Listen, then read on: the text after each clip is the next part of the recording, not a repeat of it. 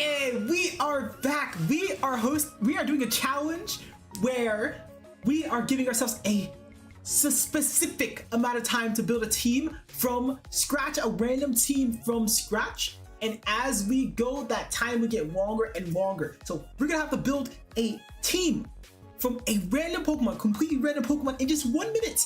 How are we gonna do that? I don't know, but it'll be extremely fun. We're gonna do 1 minute first, and then we're going to build a team in 10 minutes, and after that, we're going to build a team in 1 hour. And our goal is to build the best team we can for each of those time frames. Guys, hello, welcome in. I am really curious to see if I even have the skills, the mechanics to even pull off a challenge like this, because here's the thing. I prepared a whole entire, let me show you guys this. Let me show you all this. Look at this list for me. Boom. You see this tier list on the side right here, chat? Let me make that larger. There you go. Yeah, that's a little bit better. Yeah, we're doing a little bit more. Perfect. Something you'll notice right away is with this tier, right?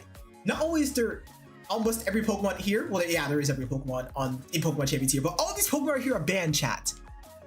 I didn't want to create a situation where the challenge is, oh, yeah, you're building a team in 1 minute, so just pick Big Six, pick the 6 best Pokemon, and then just welcome it on the team, because we can't do that here. If a Pokemon is like very, very notably good, like a cut above the rest, it's banned. And sure, there's a couple Pokemon that maybe could go into this banned list like Goldengo, but I genuinely try to make it so it's like if something's popular and used a lot and it's won tournaments before, it's not, I can't use it here. I can't use it for this challenge, so no walking in Incineroar, Charizard, sadly. But I have a little random number generator here, 1 through 157. That's Dragonite Mega up here, all the way down to base form Wapini here. If a Pokemon's in the white tier, I just don't have it in game. Like, I would have used every single Pokemon if I could, everyone, but I don't have them all, sadly. I don't have Sandaconda. I know, guys, I know. I don't have base form Absol. I'm sorry. But at least with the Pokemon I do have and that are way too good for this challenge, random number generator list for them, I'm going to roll this list, and then based on the Pokemon I get, I'm going to give myself, first 1 minute. I'm going to give myself 1 minute to build a team in game for them. So let's hit this button here. Let's hit this random button here. Number 24. Okay, so number 24. 1, 2, 3. Just counting. I'm counting from Dragonite, by the way. So 1, 2,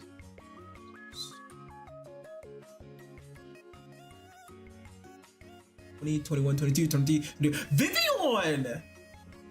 Okay, Vivian's not bad. Vivian's not bad at all. Okay. All right, I'm down for this. So 1 minute, right? So I'm gonna give myself until 5:27 or 8:25. The number on the screen. You guys will see the number on the screen. Turn on the game screen. Okay, timer. There you are. 3. 60 seconds. Okay, let's go. Okay. So chat, I have 1 minute right now to build a whole entire team around Vivian in game. So I just played Vivian from a tournament set in just like literally just a few moments ago. But I can't use Stealthfox. Stealthfox is banned in this challenge. So what I'm trying to figure out what the hell do I even build around right now? I need a good set of Pokemon. Tyranitar. Give me Tyranitar. Tyranitar, please. Okay, T-Tar. I'm gonna need Fake Out. There's just, do I have Blastoise? I think I have Blastoise. Let's go Blastoise. Blastoise. Actually, Blastoise could be really good here. Fuck! Dude, I have no time. I actually have no time. How much time do I have? I'm looking at the clock. I have 60 seconds. Hell no. Okay. Dragonite. I have 7 seconds left. I can't pick Sylveon. Dragon Ball. Sure. No, wait. Please. Okay. Oh, this is. Oh.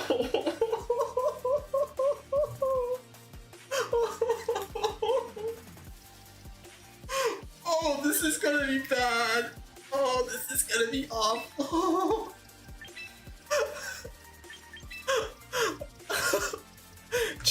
Chat, one thing I haven't explained, by the way. One thing I haven't explained is that That timer, that 1 minute timer, that was for the builds, that was for the items, that was for everything. So I don't even know what sets these guys have. Oh, I have no items. Okay, fucking awesome. I have no items. I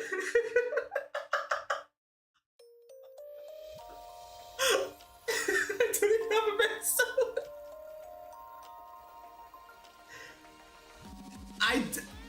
Can we even take a game like this, chat?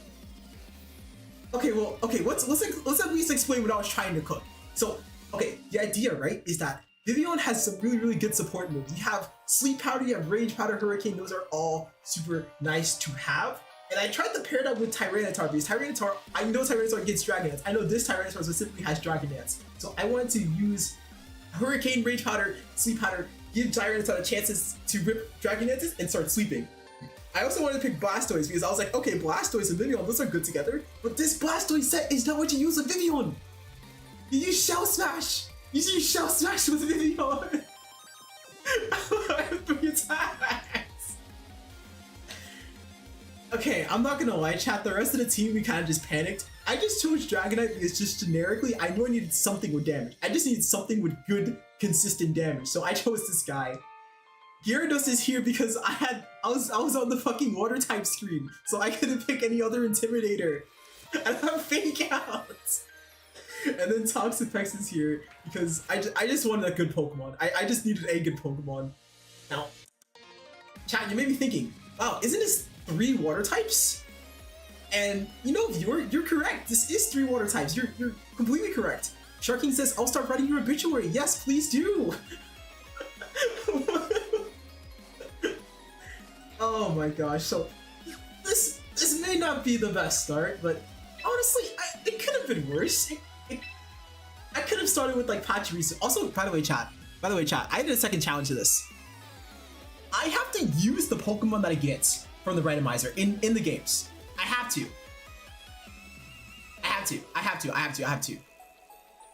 So we're gonna do 2 games with this team, chat. We're gonna do 2 games with this team. Afterwards will be the 10-minute Juicer. What? The 10-minute team. I'm gonna build a team in 10 minutes after these 2 matches. So, like, oh my fucking god, are you serious?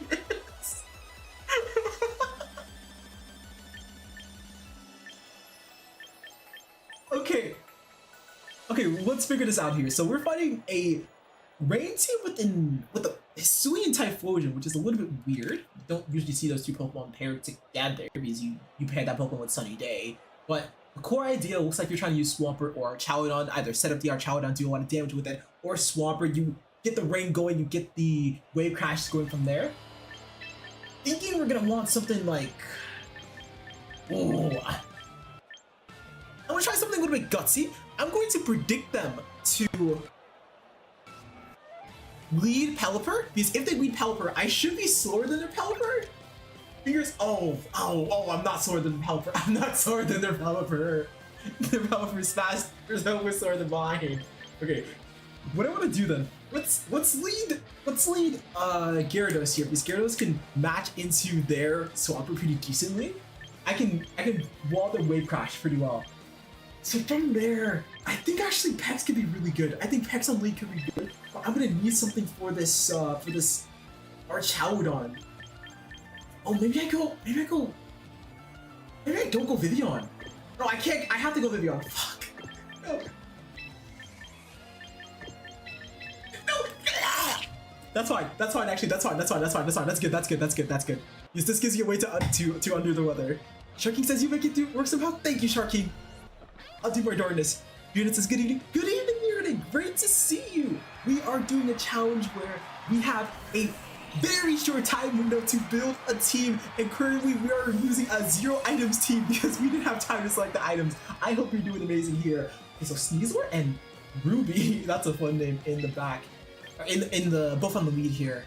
So against a Sneasler plus Swampert lead like this, I wouldn't be surprised if we try to do something with Fake Outs. Maybe try to switch in your Pelipper. I think Protect is a very standard play to go for in this first turn here.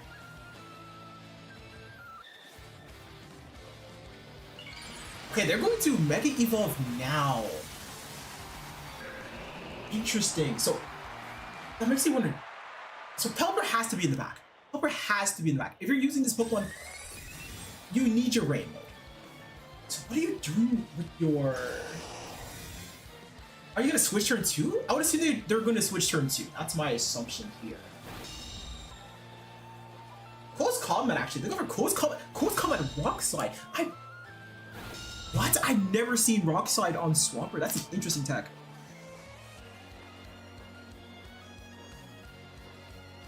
Writing this down, chat. So now I'm pressuring the Sneasel with a Hurricane. I should be faster if they don't switch in Pelipper. I'm going to read. I'll put myself in spot.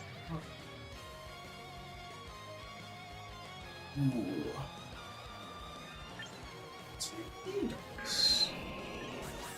Oh, this is interesting. I actually think the play chat is gonna be to go for Rage Powder and Water Spout. Okay, that's good. That's good. I got Water Spout off. I got Water Spout. They don't switch in Pelipper. Wow. So Vivian's absolutely fades here is a thing. Yeah, Close Combat.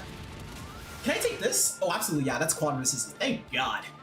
Swampert, what you going for, buddy? I think Swampert's just gonna Rock Slide here, no? White Herb, okay. You're gonna Rock Slide. Ooh, that's gonna chip me a little bit, so my Water Spout isn't gonna be doing the damage that I want to. But still, this is gonna be. It's gonna be okay damage. It's gonna be height. Spell connects. That was indeed I8 damage. I think that's the stock standard definition of I8. We're gonna Gyarados right now because I intimidated both of them, chat. They're gonna have less attack than they would otherwise. Unit says, you remember that script from yesterday? Well, I forgot to save it on my computer's had to rewind word control SLA from saving hours of my free time. Oh my gosh. Don't. And she bearded. It happens.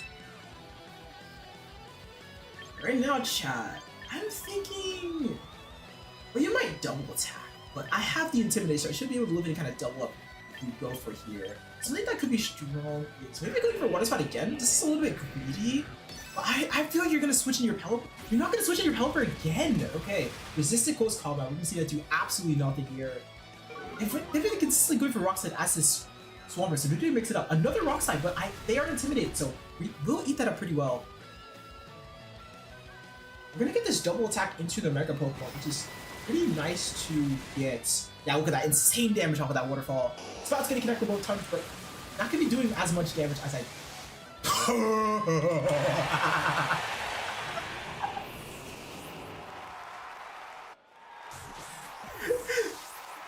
Blastoise, I was not familiar with your game. Base form Blastoise, it would appear I've been sleeping on you. Oh my god. Pelipper the package is gonna appear on the screen now, alongside Moto, the chosen one. It's gonna be the Venusaur.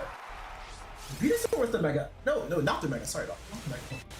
This is an interesting spot. So I want to swap in my Tyranitar as soon as I can, but the timing of this is gonna matter a ton, especially with them having Venusaur.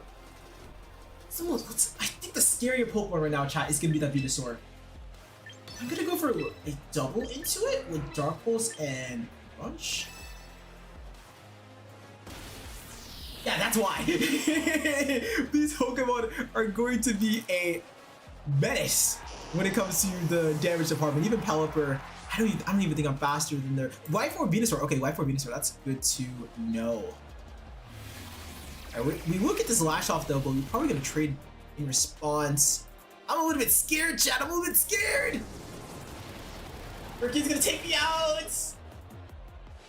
Can Tyranitar do it, chat? I think Tyranitar can do it.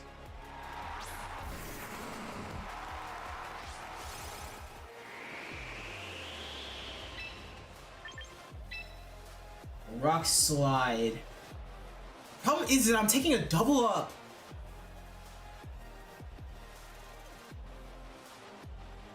I have a special defense boost, but I don't know if I can take all this damage. Chat. I'm gonna be real with y'all. Please, I know you're faster. I know you're faster than Helper. Just give me one flinch. Well, I don't even know if flinch saves you. I'm not gonna lie because I still have to count to speed of sword. No, you're faster. They use ice cream, so I have a chance, but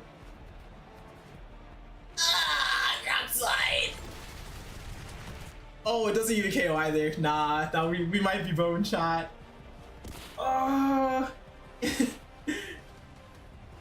Okay, I want to say that, you know, something tells you that Vivian wasn't the bring here, but I kind of have to bring it. It's part of the rules. But chat, if this was a good example of why you should use items, I hope it was. I hope you use items in all your games. It says, also when I said all I know is this type of, I'm not kidding, I legit don't even know what's even happening. There's one meme. I have to show you guys this meme. I'm gonna show you guys this meme while I figure out what the hell I even do with this team that has no freaking items. Bearded, I'm gonna show you this meme. I want you to confirm if this is what Pokemon sounds like to you.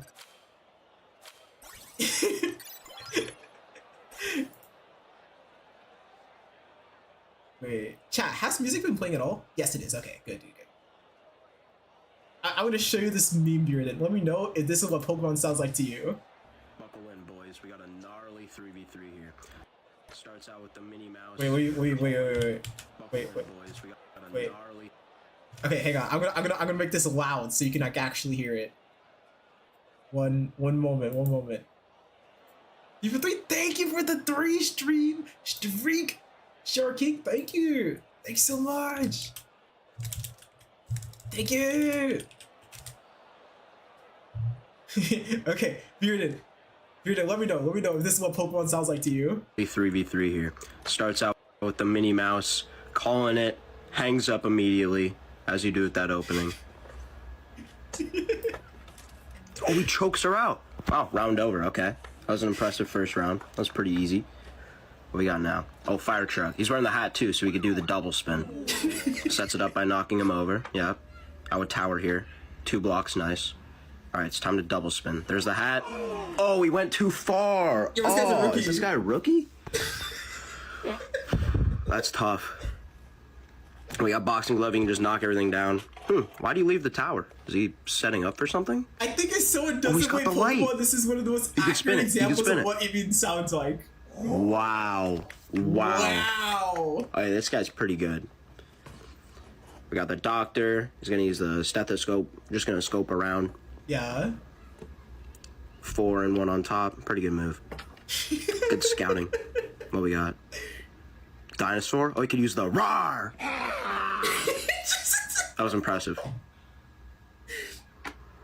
Oh, but he's got Lunchbox. Oh, Lunchbox completely counters this. He can just put everything in there. Welcome back, Shark King. Wow. We're looking at this video to ask. I haven't seen the dinosaur counter that casually. This is what Pokemon sounds like to them right now. Wait, what we got now? Oh, it's the xylophone. Dun dun dun dun dun dun dun dun dun dun. Yes, perfect. He played that perfectly. Oh, does he know the counter melody? Dun dun dun dun dun.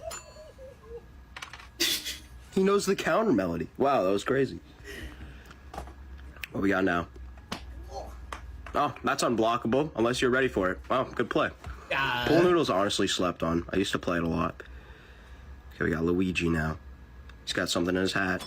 Oh, negates the xylophone. Really good play. Really could just toss that away at this point. Yeah. Pulls out a CD. Oh, if he has a pen, he can... He was holding the pen the whole time. He can just sign it. This is the autograph win. This is a known endgame. Wow. Okay, Sharky we got says, Superman in one last standoff, I time think. when watching you play Pokemon. Wait, what's your DM? What's your DM? We gotta get the music back on, by the way.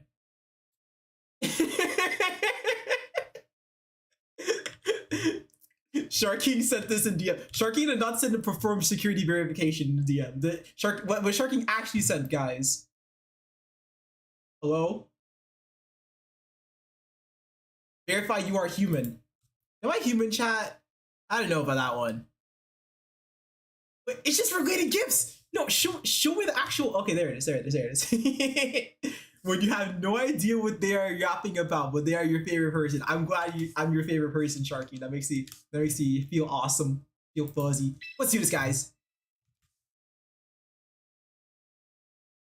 Round number 2. Come on. Also, we need the music, guys. Where'd the music go? Where'd the music go?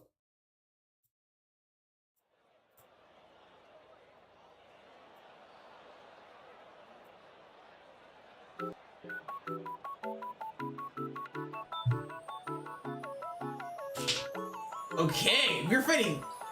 Oh wow. Okay, this is a team. This is a team of all time right now. Okay. For Regaraf, wow. So that's like a hard trick room duo, right?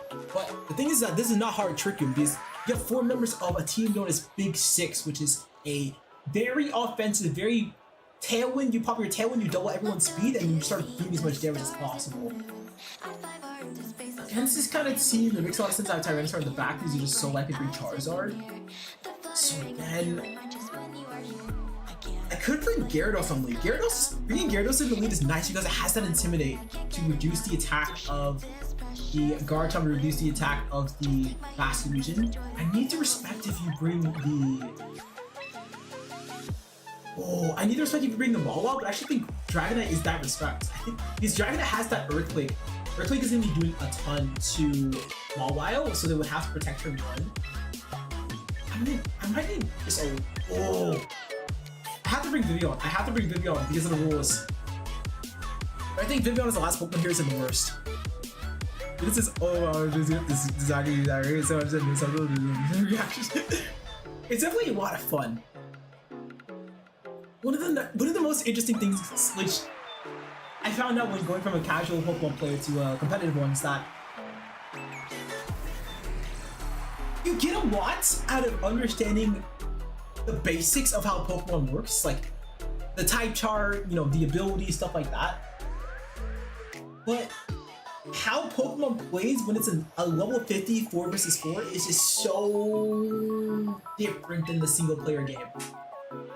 It's like ridiculous how different it is. Like genuinely insane how different it is. In a good way. One of the best ways, honestly. Can I go for Dragonite and outspeed before the Pokemon here? What's my speed stat? My speed stat is that. I'm gonna take the risk. Oh, I don't think I can take the risk.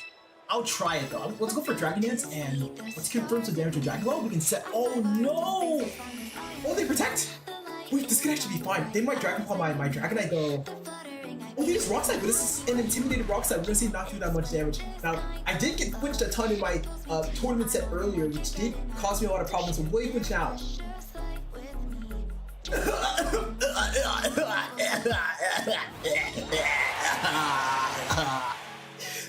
I don't know why the crowd is cheering for that one, but that's not good. That would have been one of the best turns possible, but now I'm in a bit of a pinch shot. Rock Slide with the double really confirming a KO on Ivy's Pokemon here. I'm gonna need that Intimidate for later in the game. I may just need to sacrifice my Vivian, unfortunately. You know, I'm not the biggest fan. I personally not the biggest fan of using my feature Pokemon as fodder, but sometimes you just hiccup, you know? Also, I saw that Juke Sudden from Shark and William.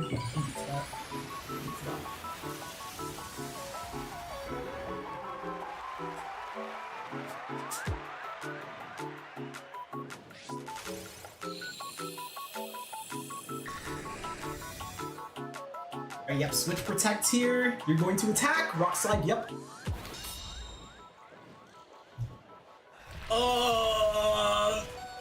What the hell?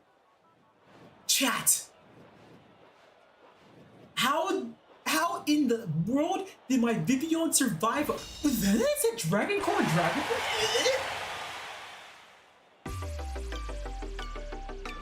Okay, first of all, how in the hell did my Vivian survive that Rock Slide? Oh, okay, that explains it. I don't even know if that helps me though. I don't think that helps you, chat. I think it would have been better if we just sacked.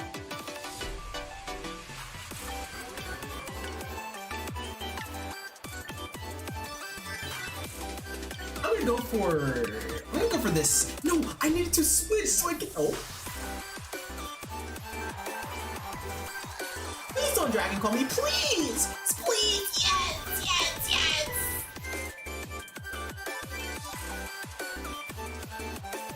Okay, just do not flinch. If you don't flinch, Dragon Knight, I'll be so happy. I'll be so proud of you. Come on, just give me this juicy winning knockout. Come on, come on. Yes! Dragon Knight! Thank you. Thank you. That is incredible. That's amazing. Taking out one of their key Pokemon like that. Now I'm thinking of going for the Dragonite again. Could hit the field, but you're very likely to just go your Mawile here and rip something like a Trick Room. I can't really do too much about that if I go my Tyranitar right now. Oh, they're gonna go back in the Charizard. Okay. Interesting. He said, you can ask me about any type of interaction, I can answer probably, but ask me about anything else about Pokemon, here, but a good vibe to I'm glad it is fun, dude. I'm glad it's fun for you. Super, super glad. That makes me happy. Smiles. Oh, chat, this is actually a little bit scary right now, because I would have loved to just go for the extreme speed into their Charizard, but I can't safely do that because the furry giraffe has that armor tail. I'm going to reposition to Tyranitar because this is going to give me control of the weather, which can help me survive anything that the Charizard wants to do. And they're going to protect. Okay, that's not the worst. Furry giraffe, what do you lock in though? Because I know furry giraffes do like to carry Thunderbolt nowadays. It's going to be a Psychic. Okay, I have pretty good special defense, so I am going to tank that. Now my question is, what do you do as Charizard here? You could technically heal it to take out my Pokemon, but I doubt that you would here.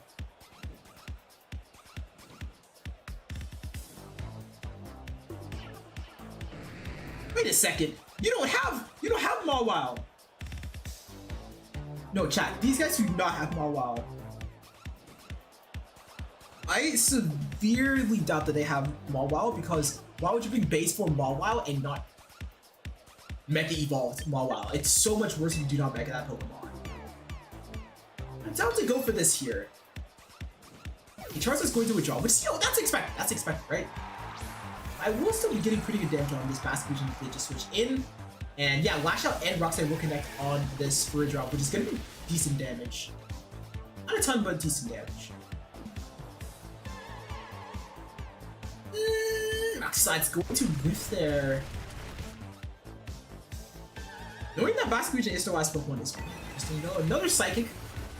This will take out my Gyarados, which is not great because this is going to make it so their Charizard has weather control for the rest of the game. I have to be very tactical with how I approach dealing with the rest of the Pokemon. What I do have at least right now is the speed advantage. I don't think I survived an Aqua Jet for this Basket Fusion though. What I'm thinking right now, chat is in.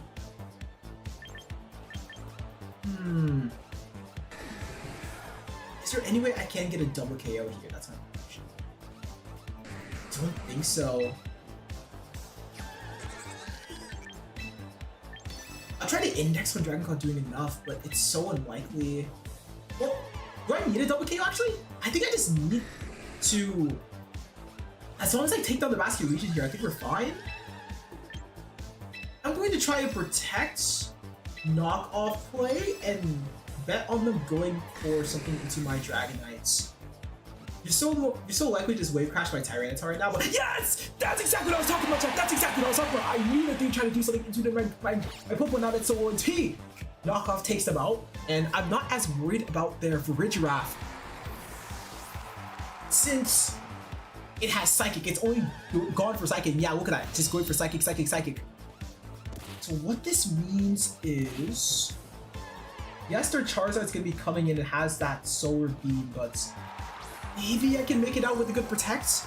Because what I could do right now, I could Dragon Claw their Charizard and Protect. Oh, but that's not enough damage, is it? I don't know how I'm gonna make it through this. I'm gonna be honest with y'all. I'm gonna have to. It's a 50-50. No, wait, no, they don't have Sword Beam. They don't have Sword Beam. They don't have Sword Beam. Chat, I know that they don't have Sword Beam. The reason why I'm confident that they don't have Sword Beam is because they have Dragon Claw. Usually what Charizards that like to run is Protect, a Fire type move like Heat Wave, a second Fire type move like Weather Ball, and then a Flex move. This Charizard's Flex move is most likely Dragon Claw. Fucking hell, no! They have both! No! No!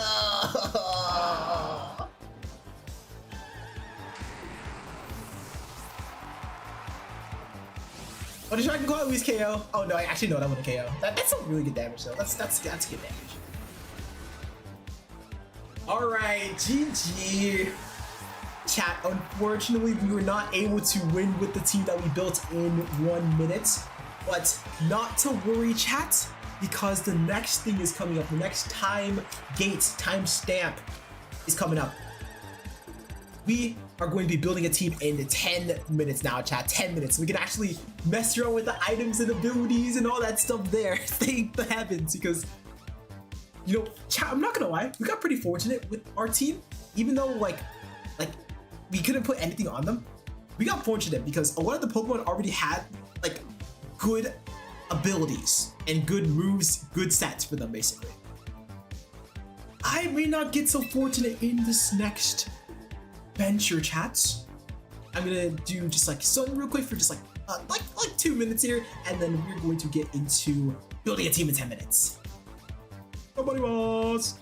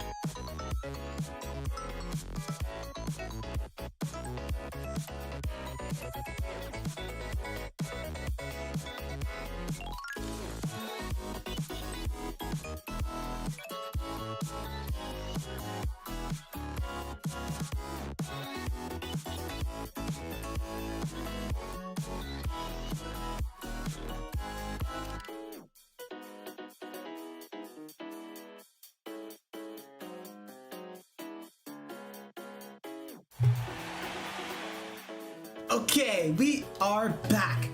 It's time for us to build a team in 10 minutes. Will it even be possible? God, who knows, but let's do our darndest here. Pokenerd says, hello, Pokenerd, great to see you. Hello, Pokenerd, hello, good Ninja Master. I hope you are both doing amazing. We've been streaming some pretty intense challenges so far. First, we did a drafting tournament, but after that, we are doing this. building a team in 1 minute versus 10 minutes versus 1 hour. How are y'all doing? Pokemon says hello, hello. Great to see ya. I am scared. Chat for reference. As you can see, there is one team here, just Team 6 Pokemon on the left, and you're gonna notice that chat, they have no items. Why? I had to build this team in 1 minute, chat. I had to build this team from scratch in 1 minute.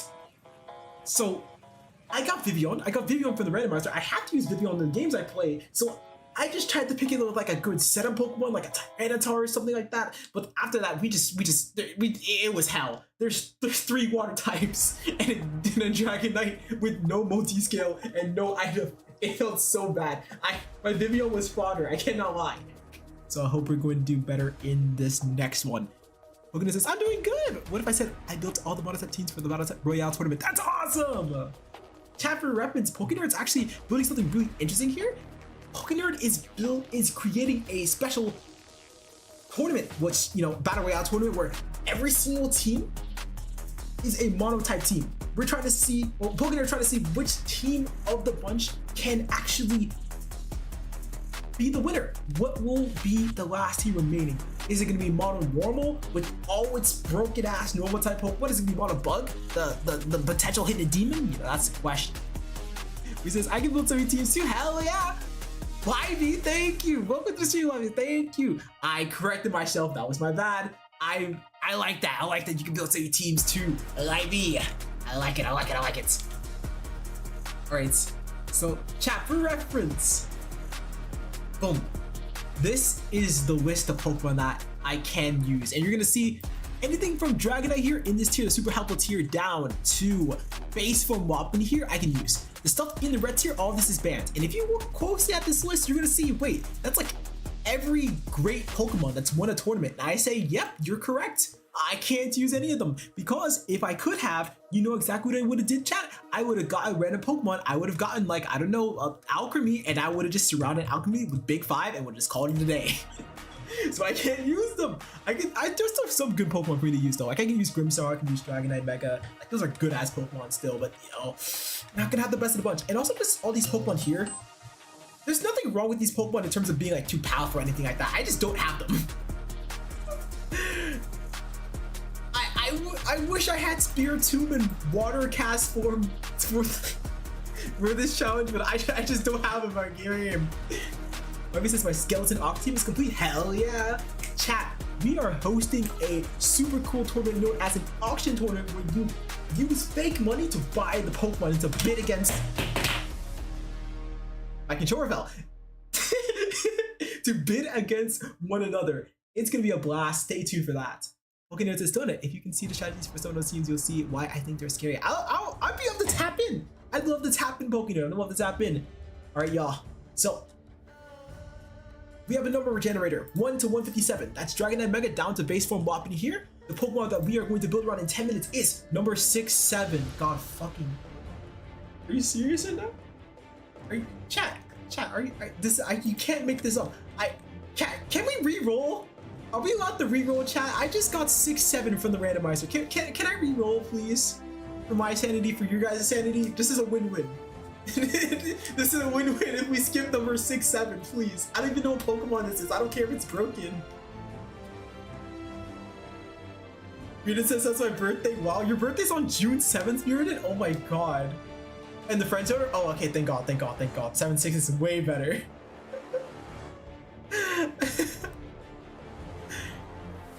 Shark King says re-roll. Actually see what 6-7 was. Okay, yeah, what would number 6-7 be? So this is in 11, so 11, 22, 33, 8, 59, 60, 61, 62, 63, 65, 66, 67. It was Mega Aldino? Wait, no, I miscounted, right? I miscounted. No, I didn't miscount. It actually was Mega Aldino. How was Mega Aldino number 6-7? No, I don't want to reroll now. No. Chat, I don't know what to do. I wanted to. Okay, so I want to skip 6-7 because, like, come on, 6-7. Are you serious? How?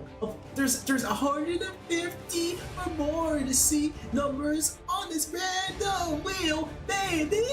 And we get number 6-7, right? And that's annoying, but it's my favorite Pokemon of all time, so I don't know what to do now. God damn it. Pokemon says L. God, okay, you know, fine, whatever, fine. Damn it, Rule. Aldino, I'm sorry, Aldino. I'm sorry. Okay, we're gonna re-roll it. Don't worry, we'll get number 6-7 again for you. 85? 85. What is number 85, chat? I'm worried because the higher the number, the worse the Pokemon is, so. Oh god. Okay. 40. So this is 48. This is number 48. Number 59. Number 6, 7, 8, 9, 70. Wait, is this 81? Yeah.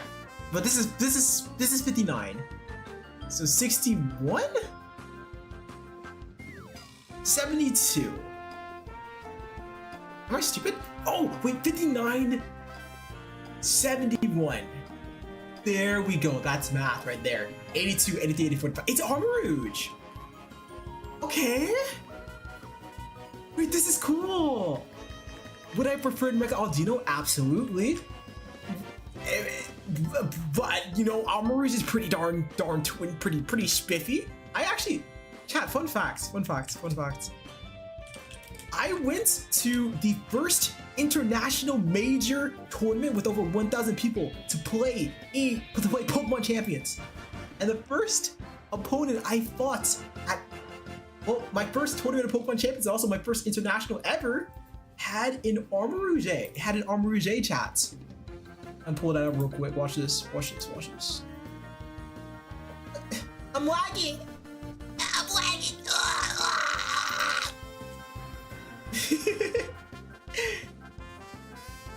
Look at this shot. I fought in Armarouge for my first international tournament ever.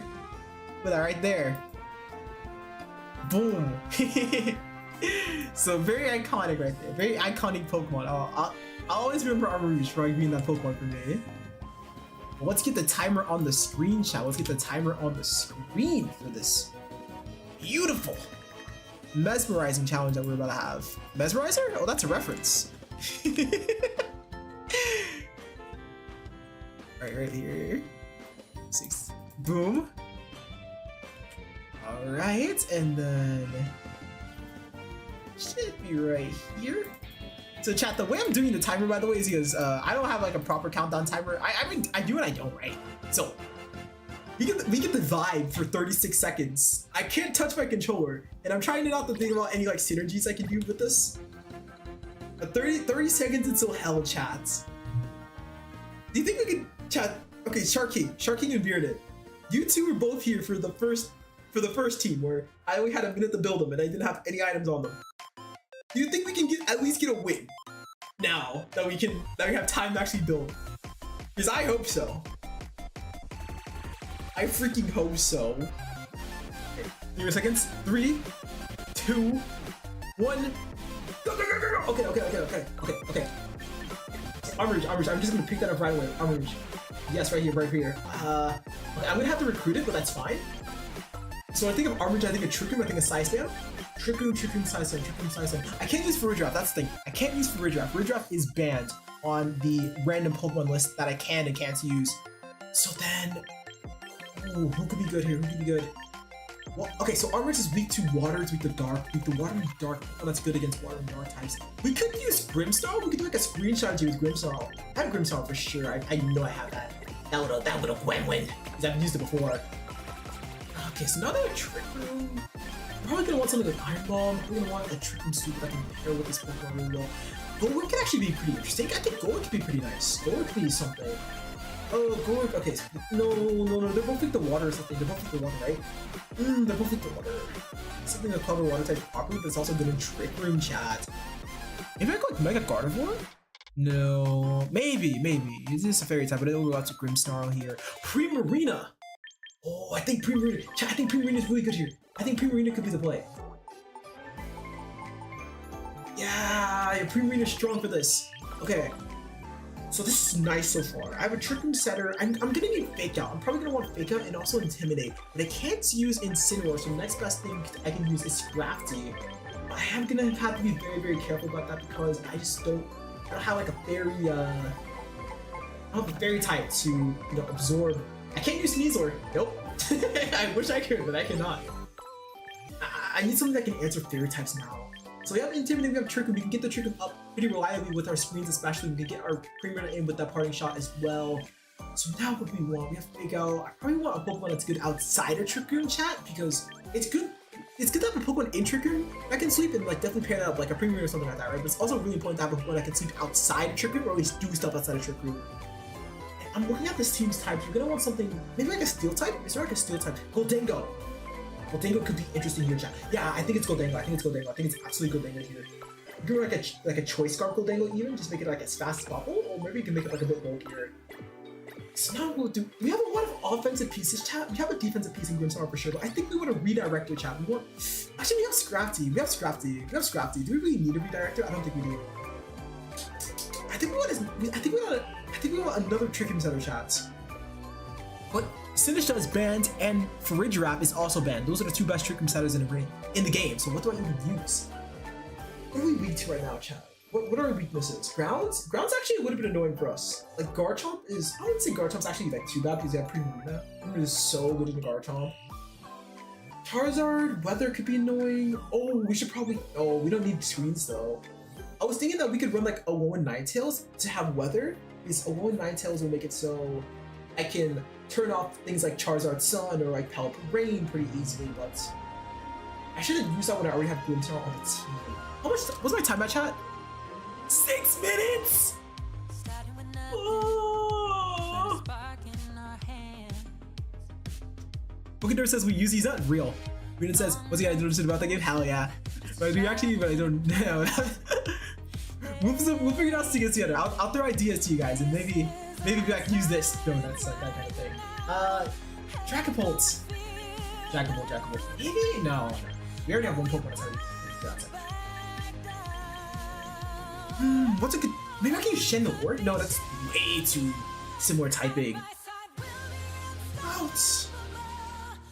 We have Fake Out, we have Intimidate, we have that. I probably want another answer to fairy type. No, we're already pretty good in fairy types. Venusaur? No. Oh. Wait, how much answers do I have to dark types? Well, I think I'm good in the dark types actually. Chat, I'm gonna try something weird. I haven't used this Pokemon before, but I think it can be strong here. Do I have it? I do! Chat, I'm gonna use a Rangoon. I'm gonna use a Rangoon. Okay, so first, we need builds. We need to check out these. We need to put items first. We need to put items. Okay, so on Armor Rouge. I don't think I want to focus actually. I want a damage boosting item. I want like a charcoal or something. Maybe a life orb. I want life orb on Pre-Marine actually. I want a life orb on Pre-Marine. Let's go like. Let's go Char. Oh no. Cobra Berry. Oh, Cobra Berry. So that I have an answer into dark type damage. That's a bit more reliable. I think Grimmsnarl can afford to run Light Clay on this screen, on this team. I usually run like Roselia, but I have enough fairy resistances to where that matchup should be okay, like fairy type damage. Power boost, I'm thinking of Life Orb on Pre-Marine because you just do so much damage when you have Life Orb on Pre-Marine here. Rafty, this is the Pokemon that I absolutely want Roselia Berry on, just so I can stay on the field longer against fairy type Pokemon. Goldango. I think a Choice Scarf. Chat, I know the perfect set for this. Misa Aram, thank you for the raid. Thank you so much. We are doing a challenge, but we're trying to build a team in 10 minutes, chat, and there's currently 4 minutes left. I'm terrified because I have to make all these moves and items and all that. I don't have that much time, but I hope you are doing amazing. I hope your team is amazing too, Misa Aram. Wait, how do I pronounce your name? Is it Misa Aram? Let me know. I hope you guys had an amazing stream, amazing stream. Alright, now I'm thinking, probably like a Citrus Berry. I'm gonna use a Citrus Berry on a Rangoon. A Rangoon is really good at setting up Trick Room, but I just want to make sure it can stay on the field for a good enough turns.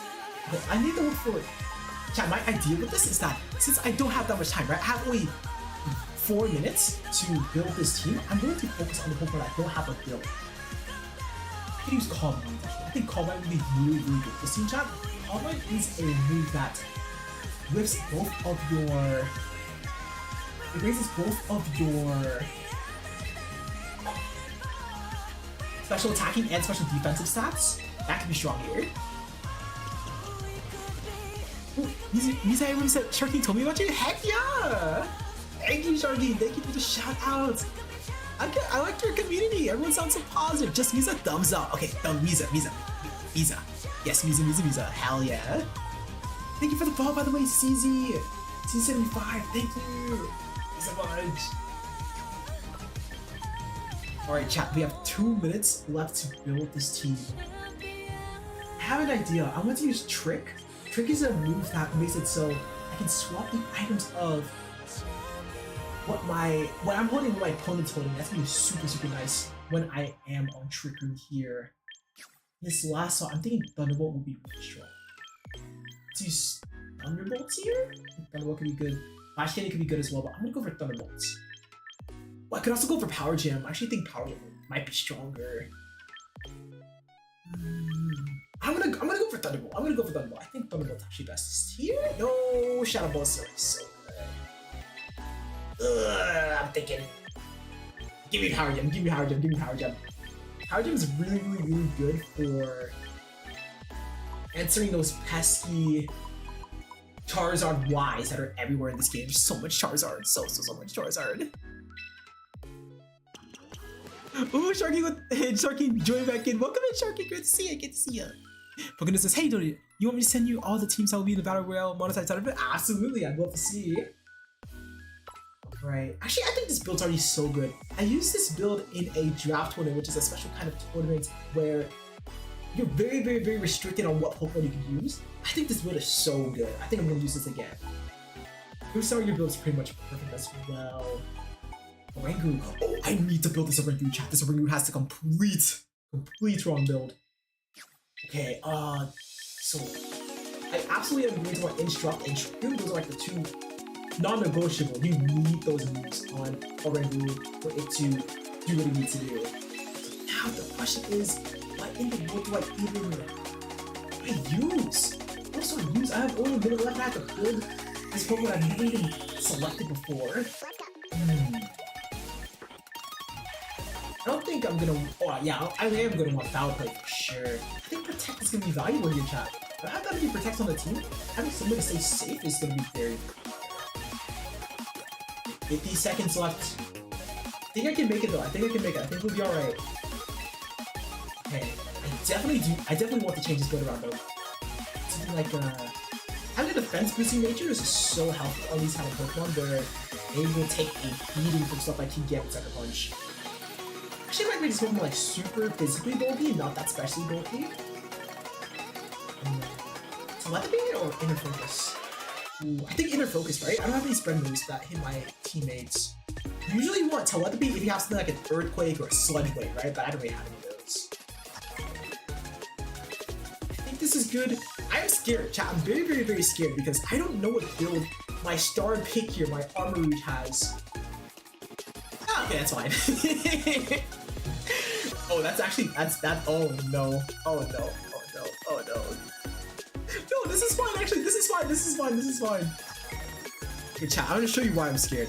I'm scared, right? Because the core idea with this team was that I would use Trick Room. I use Trick Room right here to make it so slow Pokemon move first. But my speed is as fast as it can be. So that immediately means that there's a lot of dyssynergy with the team and what Armourouge wants to do. But I don't think this is the worst. I think this can still be okay. I think this can still be just fine. Ninja Master asks, you know, Donuts, we never got our chance to reach out all the time. Now might be the chance, or you got other plans? I'm pretty sure I should be able. Oh. Sharking. Actually, Sharking. Not Sharking. Sorry about that. Ninja. You want to play tomorrow? Because I have a team I need to test. for a tournament I'm doing on Sunday. Well, not a tournament, but I'm doing an important match on Sunday. Sharky said, yeah. Sharky, you're my goat. My goat, thank you for finding me to celebrate the squad. Thank you. Big heart, big heart. Big heart for ya. Alright. Let's do this here.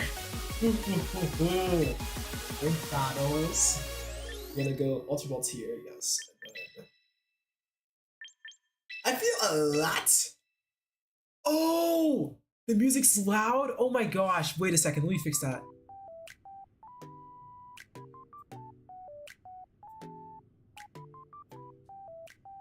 I'm so glad you said that. I am very, very glad you said that. Very, very, very glad. Because now, you guys can hear it properly.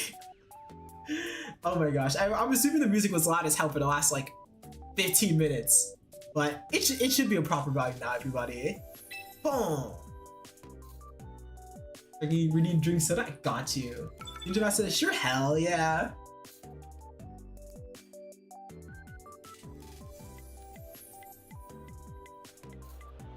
It says, there you go, much better, hell yeah. Okay, chat, we're fighting a pretty weird team. Mega Altaria is not something that you see that often in this game. We're pairing it up with the Vivian, the Sneasel, and the Basket region. A lot of pieces where, like the Vivian, Sableye, and Sneasel, those are ones that you can protect your Altaria really easily with, using your Fake Out, using your Rage Powder, using your potentially like Light Screen, Reflect, Squat, Quash even. There's a lot of supportive moves in Sableye's toolkit here. To contest this team? Ooh. I'm thinking we're going to let Grimstar on the lead. And honestly, I think something like this could be really strong, where this gives you the option to switch out to Scrafty and intimidate the Basque region immediately. If it ends up being the one that is led, I can then pressure with knockout the following turn. And as a last Pokemon here, I like Primarina being able to answer a number of Pokemon on their team, but I'm a little bit worried about that Gamora. Do I go Goldango then? I think Goldango might be the best last Pokemon here. Actually, I think Goldango is amazing here. I think Goldango is amazing here. I'm probably not gonna set up Trick Room anyway. So having a Choice Guard Pokemon that can pressure so many of my opponent's team and probably outspeed their Basket Legion is super valuable. Alright, let's see it, guys. Let's do it. First game with the 10-minute team. Can we pull off a win? And that's going to be Vivian and Basket Legion in the lead. So we talked about this exact situation against Basket Legion. You're going to absolutely be wanting to click the Wave Crash into my Armor Rouge, but by going for a little fake out into this Vivian and then repositioning to our Scrappy here, we should be on the front foot, assuming that they do not kind of go for an aggressive read themselves. The nice part about this though is that because I have fake out, I can potentially break the Focus Sash that this Vivian has. Players love to run Focus Sash on Vivian, so potentially breaking out this early is very, very, very nice. And there we go, fake out. And I intimidated the Basket Region, so whatever it does is going to be less damage. Here, Basket Region, what are you walking, buddy? Wave Crash, that's Wave Crash right into my Scrappy. This is exactly what we talked about here. Don't take it comfortably by any means, but a lot better than what it would have been otherwise. Now, this spot's very interesting. I really like the idea of going for a Reflect right now, and then we could fake out again, potentially sacrifice our Basket Region and come back into something like Goldango. That actually isn't like too bad of an idea here. It also... Well, I think the best play might just be to go for knockoff, but the question is, do you just... I feel like you're going to do something as this Vivian right now. I feel like you have to go for like some kind of like Sweet Powder, Rage Powder even. Rage Powder would be really disruptive, Sweet Powder would be really, really, really bad for this game state because that could lead to my Grimstone getting slept. I'm gonna go for another fake out. So we're putting this Vivian in the fake out blender right now. Unit says me using Kasane Tento Plus as a reference to a joy. That's adorable! I never hear how this besides the two drills. It's definitely interesting, like between the bangs and everything. And we have Wave Crash connects here. We're going to faint, so very, very good that it didn't go for knockoff then.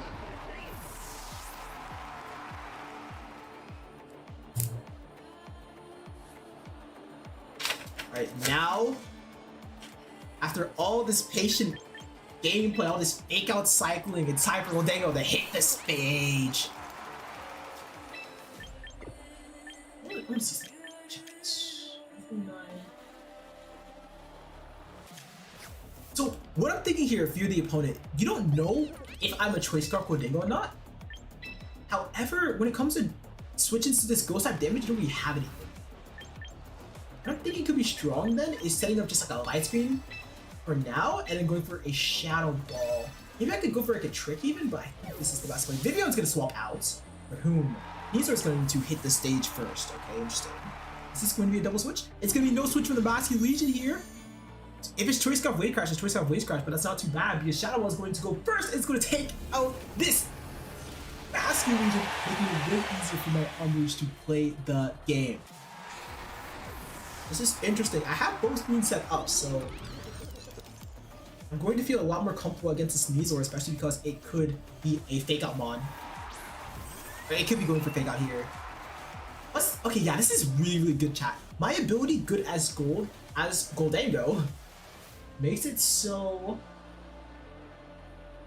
I will not get affected by their sleep powder here. That's super nice. I could parting shots, but I don't really. Yeah, actually, I think parting shot's pretty good. Yeah, I think parting shot's good here. I think parting shot's absolutely good here. I'm a little bit scared though, actually, because no, I don't think I should parting shot. I think I should just like. This is gonna look like a wasted Charon chat, but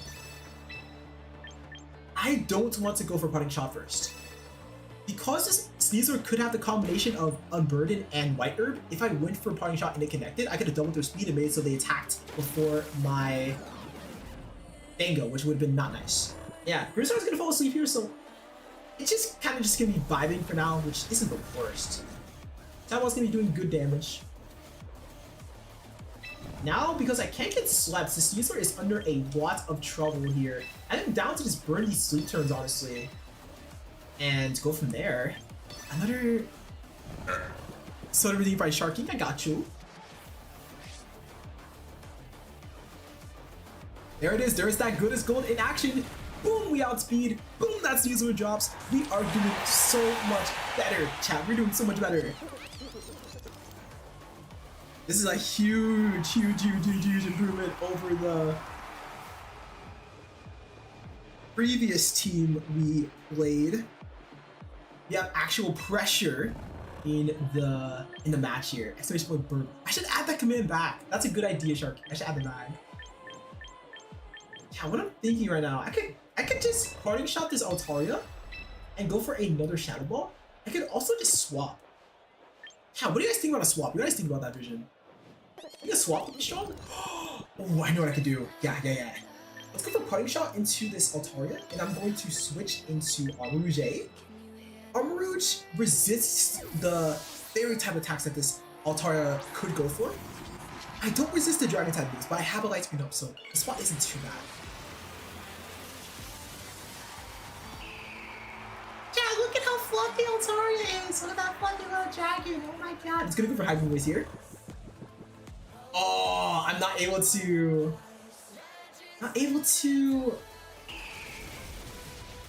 break out of sleep that time, but I am going to wake up from sleep this turn specifically, and I can go for another parting shots here. This is looking like a pretty good position. Real quick chat, I'm just gonna write down some of the notes from this game. Even though we are quite ahead, it's important to make sure we're tracking the important details of what my opponents do. Makes it so I'm better with this team. And also just a better player overall, which is important because I lost an important tournament set today, and I want to win more. So I could do. I'm down to just armor cannon this video and just get it out of here. Wake up. Fighting shot, that's going to lower the Altaria special attack for the rest of the game. That combined with the light screen is going to be in a really aggressive offensive position. Still have to respect any chances of crits. We still have to respect crits, but this is very good for every situation that's not a crit, which is most situations. Sleep Powder is going to get next, so I'm not going to have offensive pressure this turn. But what does this Altaria lock in?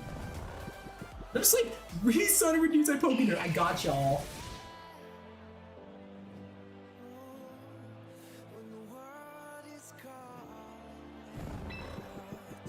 Amazing, thank you.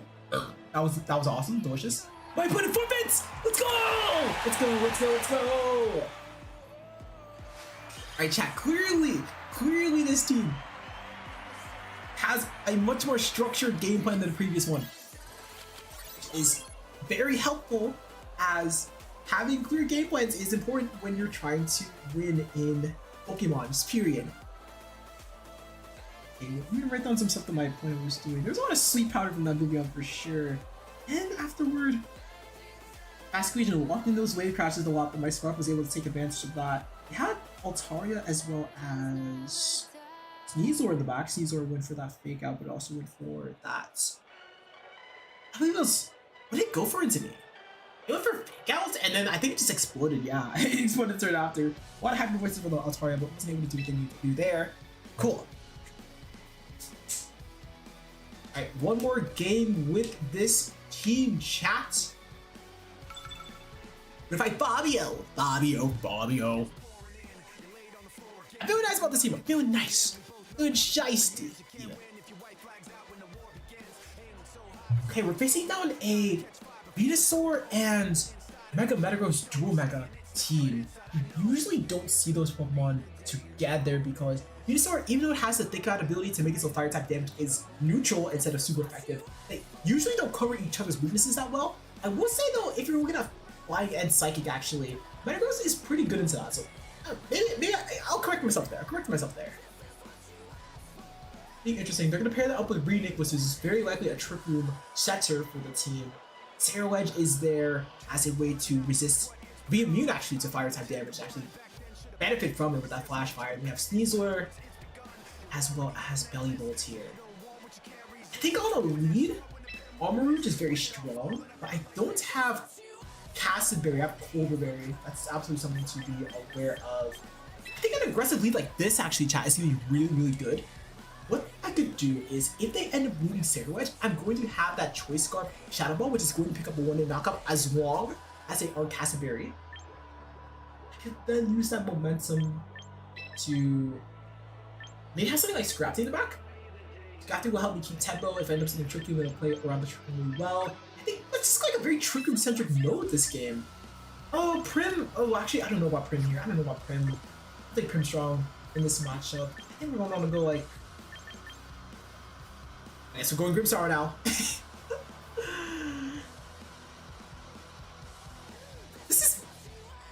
is a very weird.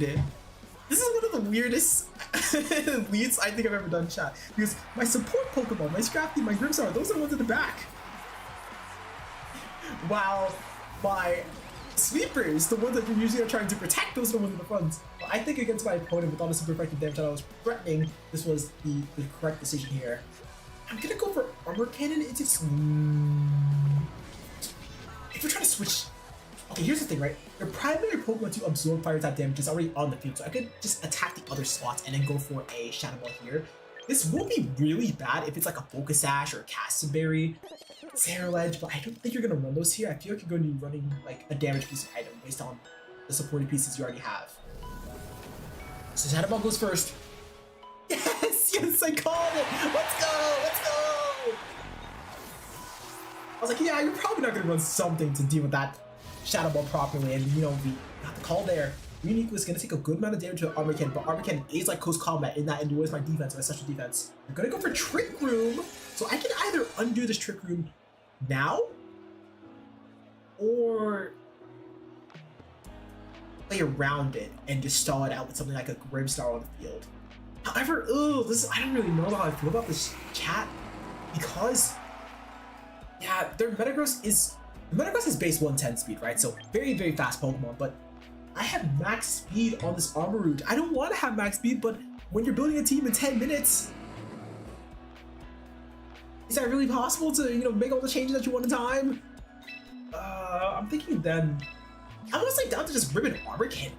Let's ribbon Armor Cannon, and I'm gonna call my opponent out here. I'm gonna say, hey, you don't have that much super effective damage, even like neutral damage into my Goldango. I'm gonna stay on the field and I'm gonna click Shadow Ball again. That's my call to my opponent. Which says, can you get to October 4th? You're on April 24th.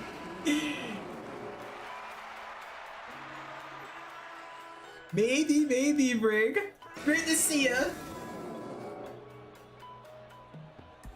Brick is a homie, chat. Brick is a homie. Recover on the Reuniqueless. I've not seen that since like single battles. Armor Cannon will ding off the Protect though as Metagross Mega evolves. And Shadow Ball will connect, but yeah, will not be securing that one-hit knockout there due to, of course, that recover. Interesting roll on that. So it did, bro. Reuniqueless recovered the 96% HP, but then that Shadow Ball did 76 damage. What could have happened, chat, is that the first Shadow Ball could have been a low roll because every attack has a certain amount of percentage range that it can do. Like, it's not always the same amount of damage. This tells you that if I go for Shadow Ball again, I could KO this Reuniqueless, but it might take a little bit of luck. I've been forcing this player to recover again and again and again in Trick Room. I'm still winning here. I'm still in the driver's seat. I'm going to keep up this pressure. So let's go for Armor Cannon into Reuniqueless here. And I'm going for Shadow Ball into the Mega Metagross. We're going to Expanding Force. This is a raw Expanding Force, which is going to be resisted. What the fuck? Okay, that explains it. Wait, what? How? Wait, chat, that's not correct. That's not correct. I'm not saying that the damage is incorrect, chat. There's something very interesting about my opponent's build. I want y'all to know about what it is after this game, but that's not supposed to be the. You're not supposed to take damage after using Life Orb with Reuniqueless. That's there's an ability you have that makes it so that doesn't happen. Ooh, nice damage, Mike. Nice damage.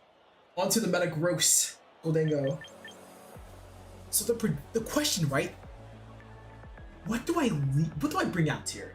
I can bring either Fake Out User right now, but there is still one turn of Trick Room left. So what I think is strongest is going Scrafty now. I'll get the Intimidate on the Mega Metagross, so whatever it tries to do, it's gonna have less damage on what it's doing. And this is actually pretty nice for me because I can Fake Out before this Sneasler goes for Fake Out themselves. White Herb, perfect. I am very happy about them popping White Herb here. This is already a pretty good spot for my Goldango because I'm pressuring this Metagross with a 1-hit knockout. I'm pressuring this Sneasler with a 2-hit knockout, and they can't really do the damage they want to do into me. Well, let's get this KO here with the Fake Out Shadow Ball combo. If they protect, you know, but maybe I could have swapped. Maybe I could have played this a little bit better by swapping out my Scrafty, reading the Protect, but I don't think this is too bad either. I really don't think this is too bad. Subsequent turn, I should be faster than their Metagross because I have the Choice Scarf. So what does this... I'm trying to think what tech moves this Sneasler could have. Maybe it has Throat Chop, right? Because Sneasler, they loved to run Throat Chop back in Scarlet and Violet to deal with Goldango, but you don't do that nowadays because Goldango isn't anywhere near as good as it was in Scarlet and Violet, which is funny because it's already a great Pokemon in this game. But I think it's the actual best play, chat. I'm down. Let's go for Helping Hand Shadow Ball into the Sneasler. Let's go for Helping Hand Shadow Ball. Already intimidated this Metagross, so it's not going to be doing the damage that it wants, barring any critical hits, but I'm stupid!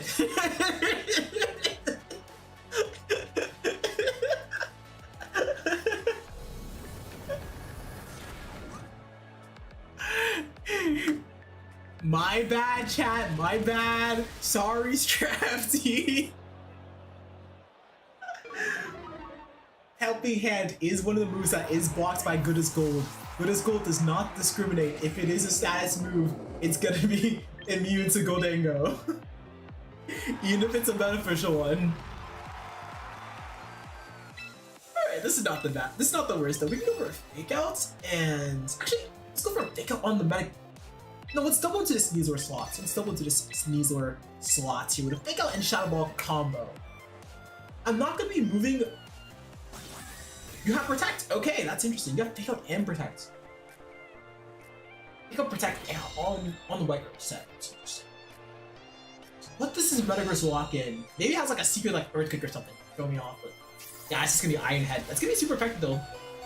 The Intimidate from Scrafty paying off there. I'm gonna go for a Reflect on this turn. And I'm going to exploit the fact that they cannot safely go for a Protect again with another Shadow Ball. Go Goldango! Show that Show them what the Avatar Greed can do. Now look at this Metagross trying to protect. But that's scaredy cat right there.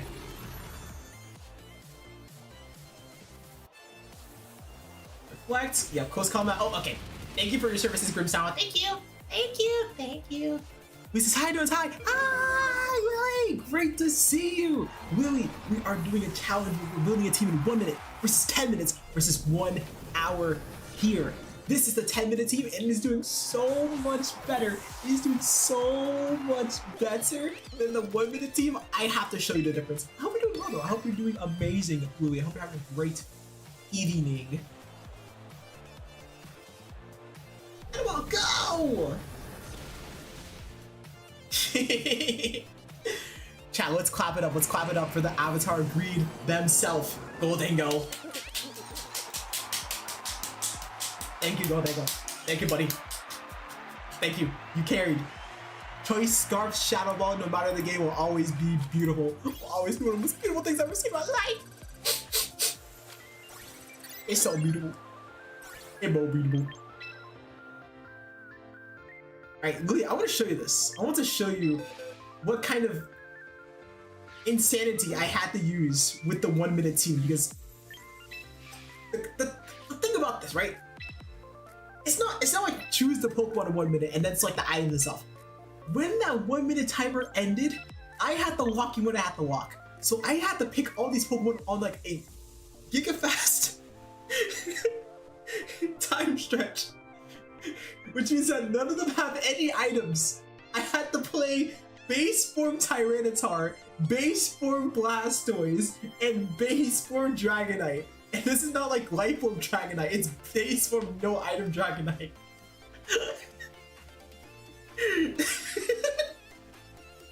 Oh yeah, also base form Gyarados. So this is a fascinating challenge for sure, but thankfully the 10-minute one, as we saw there, much better structure. Granted, not perfect by any means, right? Not perfect. I do think I could have optimized some of the picks. Like I didn't bring Oranguru at all. Also, my Armarouge was max speed when this would definitely be minimum speed on a hard tricking team. But clearly, right, much better structure there. A lot more options, a lot more flow. That's what we're looking for in these teams here. Chat. Next up is the Grand Slam, the 1 hour build challenge. Can we construct a good ass team in 1 hour and hit the ladder with it? That's the question we have here. 1 moment, chat. 1 moment.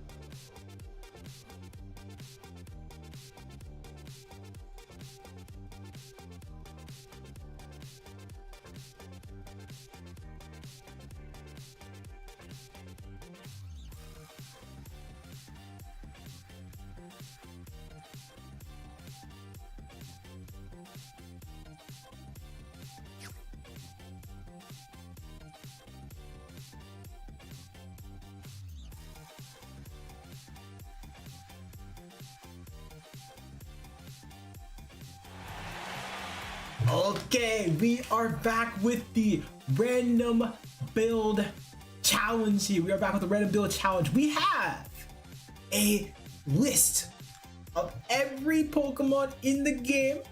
There are some Pokemon we are allowed to use here. There are some Pokemon we can't use. Anything in this red tier, the cream of the crop, we can't use any of them because if we could, it would be way too easy to do this kind of challenge. But also, any Pokemon in this white tier here, I don't have. So I do not have Hisui and Decidueye, guys. Sorry, my bad. But I do have a lot of Pokemon here. In fact, I have exactly 157 of them. That's what this random wheel is for. We're going to click this button here, see what we have to build around. We got 1 hour to do it. Let's click it. Let's click it. Let's click it. Let's see. Funnily enough, chat. Actually, funnily enough. We're gonna ask, how did I have Mega Scolipede? I don't have base form Scolipede. I do not have the bug. I am bug free. I've got my bug spray. He says, for me to build a team, I'm really happy with it. It usually takes a few days, but usually works in an hour. Yeah, that's very understandable. Like making a team on paper, not that hard. Making a team that's like, it's like making a new recipe from scratch, right? You can pull out something, you can put a classic and it's always gonna be good. But to make something where it's like, oh, yeah, I like this, I'm proud of this. If we were performing well with it, it can take time. It can take time. We're gonna see how that time can go in this challenge here as I hit this button. Kaboom! Oh no. Oh fucking hell. Chat, the randomizer just gave us number 119. Here's the thing. The higher the number, the lower it is on this list. So I know that this is gonna be some like Assmon. I know this is not gonna be good. Oh no. And the thing is, chat, we can't just say, oh well, just don't use the Pokemon. Like build a team, but just don't use the Pokemon. We have to use the Pokemon, chat. We have to bring the Pokemon to the games that we play it. So we have 1 hour to figure out whatever the hell we're gonna do with whatever the hell number 119 is.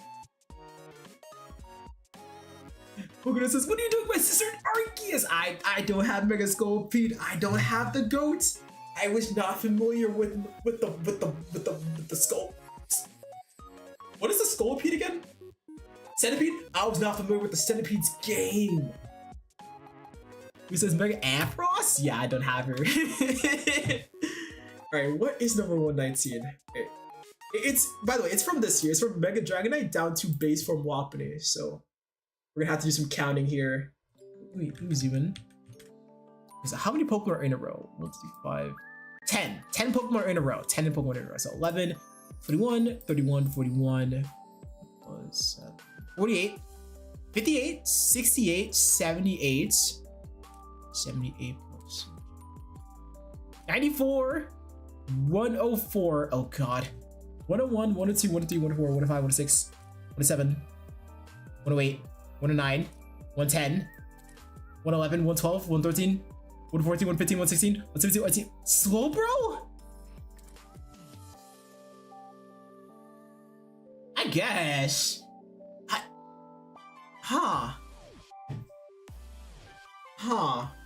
Slow, bro.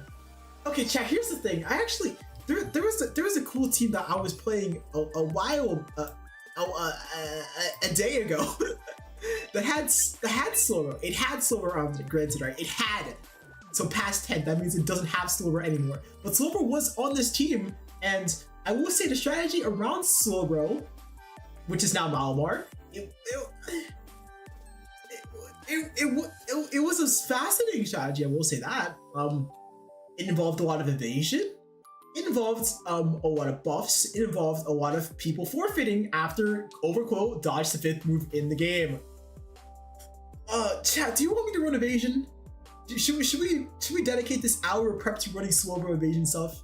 Is that what you want to see on this stream? Or do you want something more sensible? Because I can do this. I'm down to get dirty. I'm down to make it so these games last an hour. That the games last as long as the fucking prep.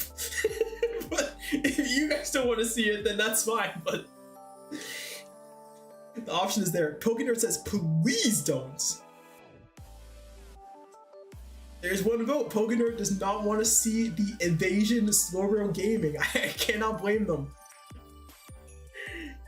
Pokener says, Donut, what if we bring honor to our cow and our family? That's a great question, Pokener. I do think there are some honorable tactics in this game. Evasion, unfortunately, not one of them. It says, if you do, I'll use all my channel points into drinking soda. Is that a punishment? Are you sure that's a punishment? Movie says, do it. All right, Virida, you're gonna have to be the voice of reason here. Pokenerd says, do not do it. This will be dishonor. Movie says, do it. Freaking do it. Do it, Donuts. Virida says, get diabetes. Drinking a lot of soda will probably do that to someone. I do agree. But Virida, do you think we should go the evasion route? Do you think we should do evasion gaming? Ricky says, do not the diabetes. Oh. I'm gonna assume that's a no to Slowbro evasion. I'm going to just assume that. Chat, here's what we'll do. We will dedicate this hour to making an honorable Slowbro team chat. An honorable one. Not a team where it's like, if you show someone that you played this, they'd be like, no, we're going. What the fuck was that noise? What was that? Chat, I don't know what noise that was. What the fuck was that?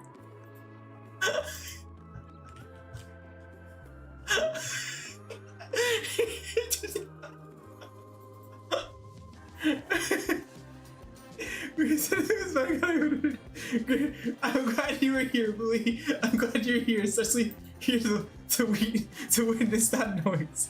Chat, we got 1 hour. Let's do this. So, chat, the nice part about having an hour compared to just like the 10 minutes we had for the previous team is that we can get in the nitty gritty. We can look at common spreads. We can build the team of Pokemon Showdown, really model it, really understand the basis of it as we go forward with creating it. Now, something worth noting, chat, something worth noting, we cannot use certain Pokemon. We are not allowed to use certain Pokemon because they are in standard play a bit too darn good for a challenge like this. So that means that I can't just load up for Ridgewrap and run hard Trick Room. I can't just load up Sinistcha and run like some kind of protected carry stuff with Slowbro there. In fact, what I'm thinking could be strong here is Regenerator Slowbro. Oh, actually, I don't fucking know about that, actually. Hang on a moment. Oh, I don't know about that. I think we're gonna want Trick Room. Here's the thing, chat. We could run Regenerator, but, you know? I would need some kind of like passive damage. But I don't think Slowbro has anything that is passive damage. Does it even have Skull? It has Skull, which I could like maybe burn with, but like that's just way too slow for specifically VGC. Something that you'd run in singles, right? You'd run some kind of like regenerator shit like this. Yeah, exactly. Oh, okay. Okay, I don't know why the stat colors are like that, but you've been running something defensive like this, right? But not able to take full advantage of that in VGC. So what am I doing with this Slowbro then? Jackie says new Pokemon sound just chopped. Yeah, literally. I have no idea what that sound was. It says, by the way, that's 47 drink sodas. Oh my god. Yeah, I need to like buy a liter real quick and just like go at that point. Louis says, I did not hear the noise of my face and choppy. Ah, I think that might have been a good thing, honestly. Lucas says, Donut, I will curse you if I to use a horrible RNG. No, please! No! That would not be good. Chat, the question is, what do I build around with Slowbro? What is Slowbro giving to me that I'm not going to be able to get out of other Pokemon? Chat, that's my question. Also, I just saved all of our eyes by going to dark mode here. I hope you are happy about that because I sure am. The first thing I think of when I'm building around a defensive Pokemon here is what can I use to offensively benefit off of it? Like, what kind of offensive Pokemon would like the switch in of Slowbro? And I'm thinking that's gonna be something that's weak to stuff like electric, weak to stuff like grass, weak to stuff like bug. Oh, sorry. Weak to fire, weak to water, ice, fighting, psychic, steel. The stuff that Slowbro resists, basically. So what's a good ass Pokemon that's weak to that kind of stuff? I'm looking for overlap here. Something I actually thought of funnily enough was Blaziken, but that's partially because like it's just right here on the screen. fellow water type could be decent, but I'm not a big fan of that one, if I can be honest. Steel type, definitely not a steel type, but maybe a steel type, maybe. I think actually steel might have the most direct synergy. Just 47 times 20 milliliters. Actually, often drink soda to about 1 liter of soda. Yeah, literally. Alright, I won't use evasion. Sigh. If you guys insist, I won't use evasion. Okay. Dude, I was thinking I could use King Gambit, but I can't use King Gambit. King Gambit's too good for this challenge. God damn it. Wait, chat, you guys can't see the timer. Wait, you guys need to see the timer. There we go. We got 56 minutes left, chat. We don't even have the second Pokemon yet. Mega Metagross? Oh, but they're both like the Dark and Ghost. That's a problem. That's such a good Pokemon. Nah. I don't think that's a synergy though. I don't think that's a synergy because I need Slowbro can cover fire types. It can cover fire types. It can cover the fighting types. It can cover the ground types by hitting them for super effective damage. But it cannot cover Charizard Light because Charizard Light loves carrying Solar Beam, and we do not like taking a Solar Beam as Slowbro. Could we run Hard Trick Room maybe? What if we run Hard Trick Room with like Mawile? Mawile is weak to fighting, fire, and ground, and Slowbro matches up well into all of that. Look at that beautiful typing synergy, chat. I'm gonna zoom in on this so you guys can like actually. I can't zoom in on it. Never mind. My bad. Actually, let me do this then, because I want to make sure that you all can see what I'm seeing on the side of the screen right here. This is a very useful thing I have. It's a Pokemon Showdown plugin. This lets me see the type charts for each of the Pokemon that I have on my screen here. So as you can see, normal, we have 1 resistance to that. Fire type, 1 weakness, 1 resistance. Water, 1 resistance, and like it just goes and goes and goes from there. I love to have this up because it's very awkward to see certain weaknesses. Like you might be loading up a team, but that team might just have like 3 bug type weaknesses. Now, is having 3 bug type weaknesses not important? Yeah. There's like no bug type damage in the game, so that's fine. Like you can get away with that. Is having 3 fairy type weaknesses bad? Yes, absolutely. You don't want that. So this is the benefit of having something like this. Can you have a team that is really good and stacks on multiple weaknesses? Absolutely. It is completely how you play the team and how the team operates, but this is just nice to have when I'm trying to like theory craft, like, okay, these 2 Pokemon could be generally the same power level, generally the same benefit to the team, but one has a better type chart for the team, so I'm gonna go that one. Like that, those kind of situations is where it's important. So if I have Slowbro, if I have Mega Mawile here, I'm gonna want some kind of fake out user. I could just walk in Scrafty again. Scrafty's nice on Trick Room teams because it's so slow. Instant fake out is just so good as well. But that would be, I mean, that'd be fine, but it's not that creative, you know. We're trying to show variety. Whatever. We'll have Scrafty as like a template, a starting point. Because just look at that typing synergy. That's just beautiful. I think this is a really gnarly core we have in our hands. But we're gonna need some more power, chat. We're gonna need power. Mawile bringing a punch, but we need a special attacker, a proper special attacker that's going to synergize with the rest of the team piece that we already have. I could just bring up Primarina again, actually. I could just bring up Primarina. I really could just bring up Primarina again.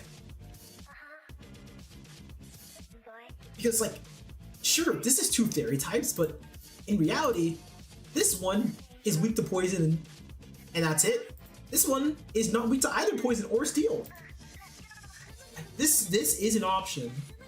I think what could be stronger though is actually maybe like a dual mega situation. Maybe something like Camerupt and Mawile together. That could actually be stronger. Let me move the timer by the way so you can actually see the other Pokemon on our screen, chat. There we go. That's a fair bit better. 52 minutes, so we're doing pretty good on time. we are seeing though, when you are more thorough about this stuff, it's definitely eating up a lot more time. Like for reference, right? When we were just building that Trick Room team with a 10-minute challenge, we were on like builds at this point, but here we're not even on movesets. It's just showing the importance of deliberate versus not deliberate this year. So what I think could be good here, chat, is honestly a redirector. A redirector could make it so I can play outside of Trick Room, which is going to be important because Slowbro, not going to be the best Tokai Teo, not going to be the... Tokai Teo. Chat, say hi to Tokai Teo. You guys don't know this horse, one of the best horses in the history of Earth. But Tokai Teo, man, very... Oh, it's a horse, but also it's a girl at the same time. It's a little complicated, okay? So, sometimes they're all horses, sometimes they're all girls. It just happens. Where did I coolest Pokemon Showdown to put up? Are you serious? Are you serious right now? We're building a team. We have a time crunch, chat. We have a time crunch. What I think could be strong, before I lost my train of thoughts, would be Mousehold. I think Mousehold could be pretty interesting here as a follow me Pokemon that could redirect things away from the Wow, also protect them from certain spread moves like Earthquake, for example, with that frame rate ability. Camerupt as well would appreciate the redirection from stuff like Basket Weave, Aqua Jet, Basket Weave, Wave Crash. Darkfit, that says interesting. Hello, Darkfit. That welcome to the stream. Yes. The type chart, type weaknesses, resistance. You are super cool. I hope you're having a blast. So chat, I like this team so far, but we need a Pokemon outside of Trick Room that can give us what we're looking for when it comes to damage, when it comes to impact. I don't think we're going to want something like Aerodactyl. I was immediately thinking Aerodactyl. By the way, base form Aerodactyl, because we can't use Mega Aerodactyl. Let's ban on this, but I was thinking base form Aerodactyl could be cool because we would have Tailwinds. I feel like having Tailwinds, Trick Room, and Follow Me might be a little bit much. Actually, no, I think that's completely fine, chat. I think that's completely fine. I think that I just chose Mousehold twice. I think that is fine. What if actually instead of Mousehold I do something like Grimmsnarl and Aerodactyl as my last two Pokemon? What about this, chat? What do you guys think about this? The theory behind this, chat, is that we have ourselves a lot of options. We have a ton of options, right? Oh, actually, I don't know how to feel about this. No, I don't. I'm like this actually. The thing is that Grimmsnarl is just not a damage dealer. I can run it as a more offensive Pokemon, but if I'm running dual screens, it's hard to run dual screens and run a damaging move like Sucker Punch, for example. Like, even though I could, it's just a little bit more awkward here than I would prefer. So what could actually be strong is something like Mousehold with Aerodactyl? Because the nice part about Mousehold, chat, is that you're able to, even though you have Follow Me, you're able to run this Pokemon very offensively with your Population Bomb plus Wide Lens movesets. That could be really good here. Also, I like this because this is a nice little benefit, right? But if you can, I'll screenshot this so you guys can like actually see it. But we have a resistance to every single type on this team. Granted, remember, like you don't need the most perfect, spotless type chart for a team to be good.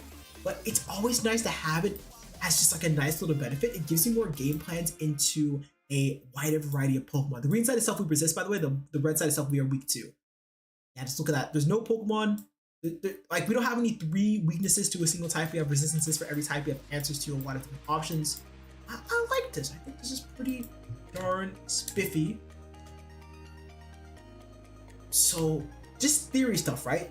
I like when I'm building a team, I like to do first, I really like to do items and then moves and then spreads. First, I need to make sure that all my abilities are good. We're definitely going to want Unnerve. Unnerve is by far the best ability that we can run on Aerodactyl. Not going to get too much out of Rock Head on this Pokemon because I don't even think it has Head Smash. Yeah, it doesn't even have Head Smash. So like, we not really going to need that. Not going to need pressure in doubles either. We're going to want Solid Rock on camera before it Mega Evolve, so it's taking less damage from any kind of super effective hits it could switch into. Absolutely want Intimidate on Scrafty because we want this to be a more defensive piece for the team. Hypercutter on Mawa because we already have Intimidate, so we don't need another Intimidate Pokemon. And then here, we can run Regenerator. I think Regenerator is fine as a way to give the team another switch in. Give the Pokemon a team that can like come in, take a hit, and switch out. That combined with Scrafty and Intimidate can actually give us a really nice defensive core. Now, from here, it's items time. When I'm thinking of a defensive P-Shot, I'm thinking something like a Citrus Berry could be strong. Either Citrus or Leftovers, but I don't really... It's gonna come down to whether I think I need Rosaria Berry on Scrafty here. I don't think I'm gonna need it, chat, if I'm gonna be honest with you. We have so many ways, like both our Mega Pokemon are already pretty nice into Fairy types. So we have some pretty good hate for them there. Plus we have Mousehold. Mousehold Population Bomb is going to be doing ludicrous amount of damage into Mega Follette, which is the most common Fairy type Pokemon besides Sylveon. I just want to check something real quick, chat. I'm going to pull up this calculator. This calculator lets you see how much damage each move is going to be doing, like the damage ranges for them there. Like, you know, for example, Wave Crash is going to be doing 266% into Lycanroc here. 276.3 to 326.3%. So that's not KOing Lycanroc, that's killing it right there. But I want to pull Mousehold, I want to pull Follette, and for a very specific reason. I want to use Population Bomb. I want to see how much damage Population Bomb is doing. Oh, it's not doing the damage I thought it would actually. I really thought that would be like one KOing. What if I run something like Adamance? Well, actually, I don't know if I can get away with Adamance. I think I need Jolly on a Pokemon like Mousehold. If we run like, yeah, Jolly here, and then Max Attack. That's actually KOing.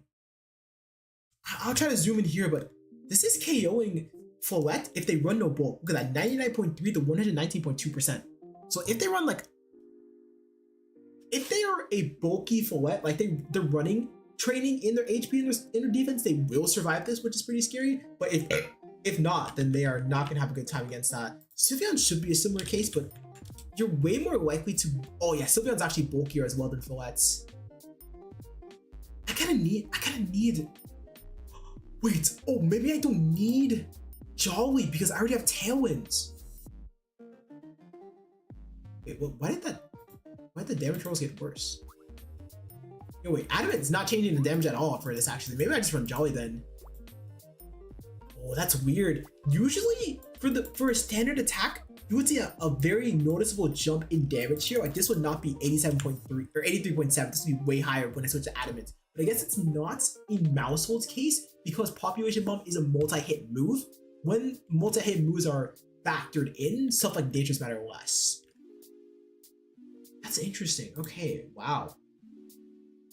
We're gonna need to figure that out, but I still think an offensive Mousehold set is the play here. And just we do so much damage to the fairy types already. We don't need to one-shot them all the time. Just knowing that we do that much damage is so helpful. We're gonna want Focus Sash on Aerodactyl here. Focus Sash is still open up for the team to take. A Citrus, and oh, I had to decide between Citrus Berry. I think Leftovers on Silver actually could be better here because we already have Slack Off as a move, which is basically it's recovery. You get so much HP out of this. Now, this is what the team's looking like so far, chats.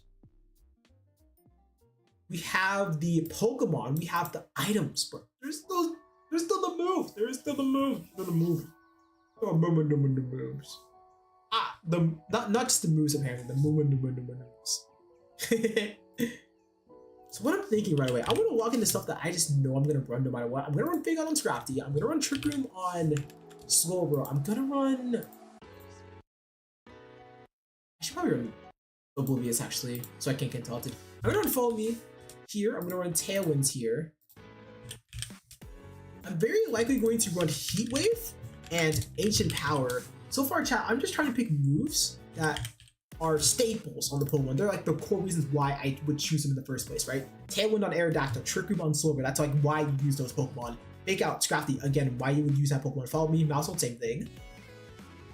Now, I think Protect on camera is going to be a safe last move, but I'm not really sure at that there. I want to figure out more about the small wild movesets first.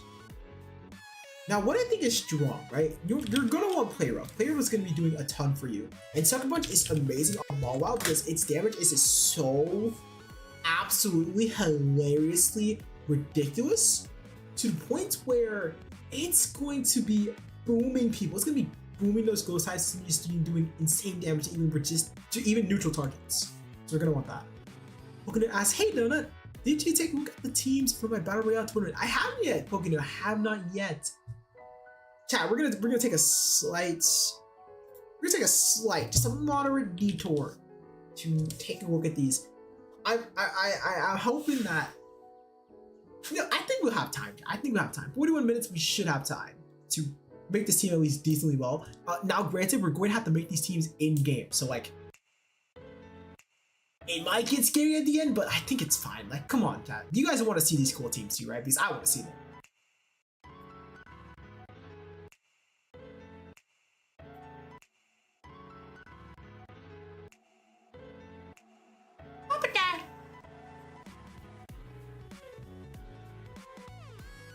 Chat, what's your favorite soda? I want to know. In the meantime, let me know. What's your favorite soda? I will take a look at it. We're taking a look at these teams. Chat, this is a slight detour here, but it's something very cool. Pokénerd has been developing a Battle Royale style tournament where Pokénerd is pitting every single type in a mono-type formats against one another. So this team, Dark type, all Dark type Pokemon. Ghost, all Ghost type right here. You know, Dragon type, you're gonna see the Hisuian Gudra alongside the Altaria, which is never a duo you would run normally, but when it is mono type, you need to cover your team's weaknesses. Hisuian Gudra, amazing all of a sudden. This is pretty cool here. I'm trying to look for teams that are like, oh my god, this is freaking insane. I'm trying to look for teams that are broken out of these Pokemon here. I mean, Mono Dragon's looking pretty good.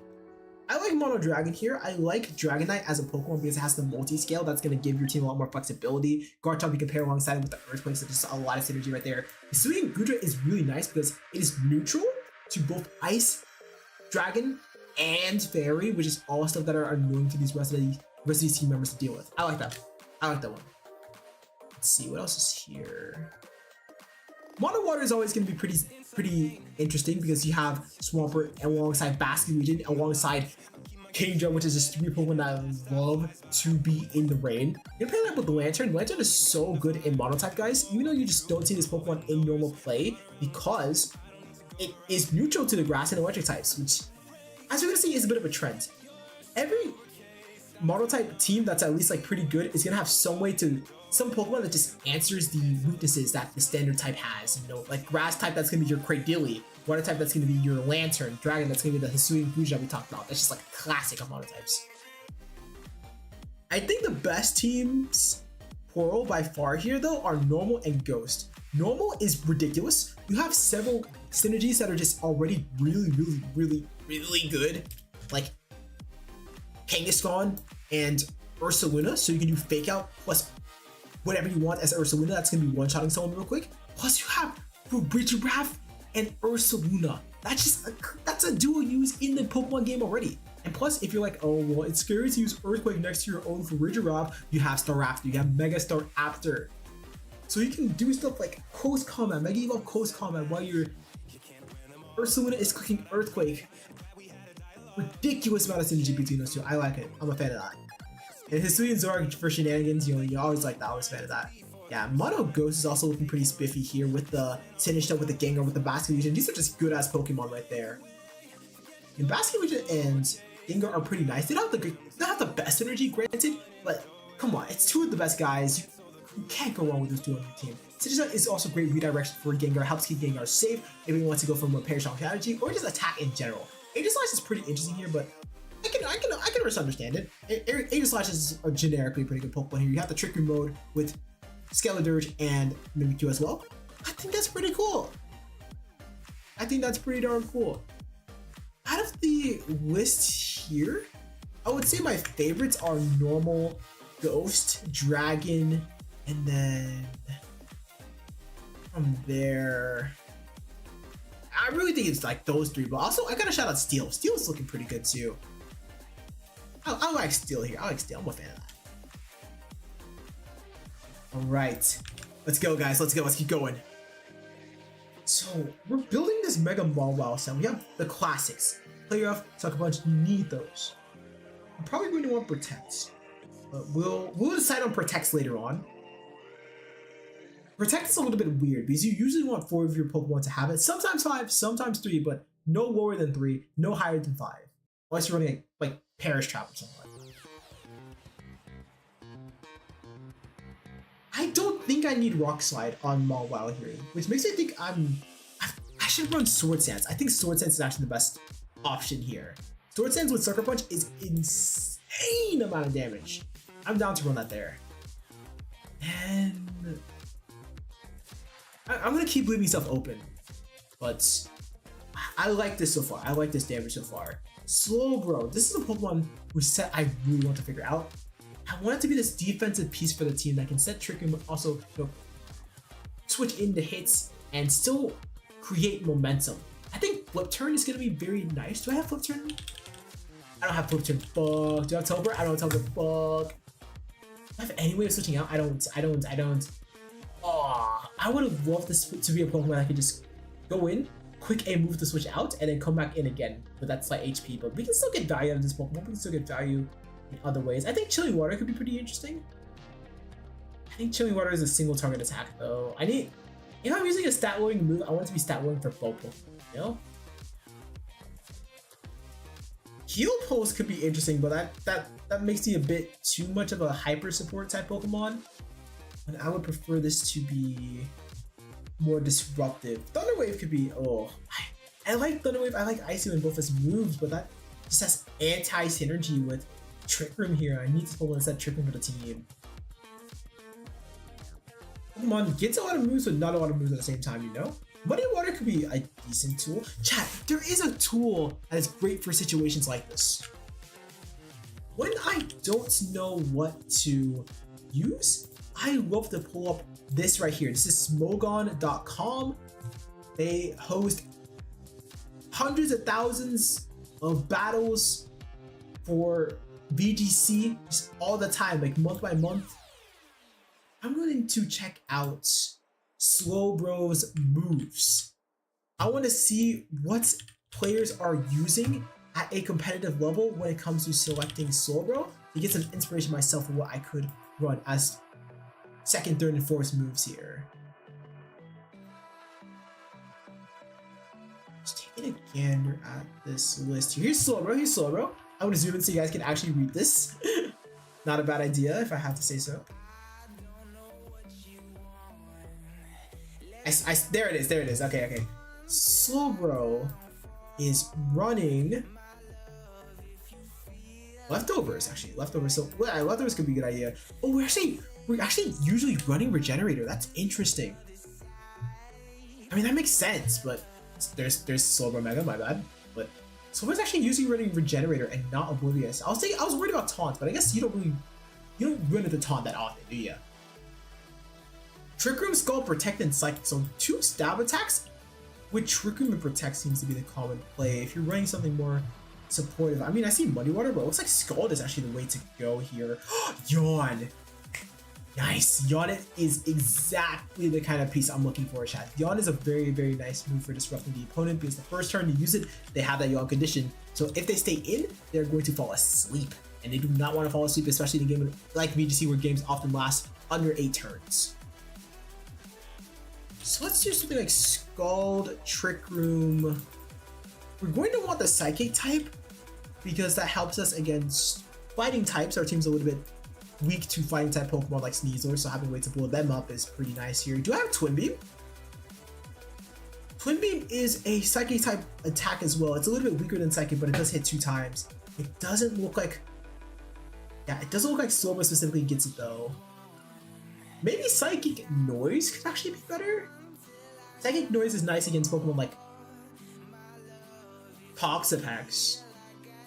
Also nice into citrus berries, nice into regenerator, opposing regenerator, but that's not really that common at all. You're really gonna be focused on Toxic and citrus berry when you're selecting psychic noise in this game.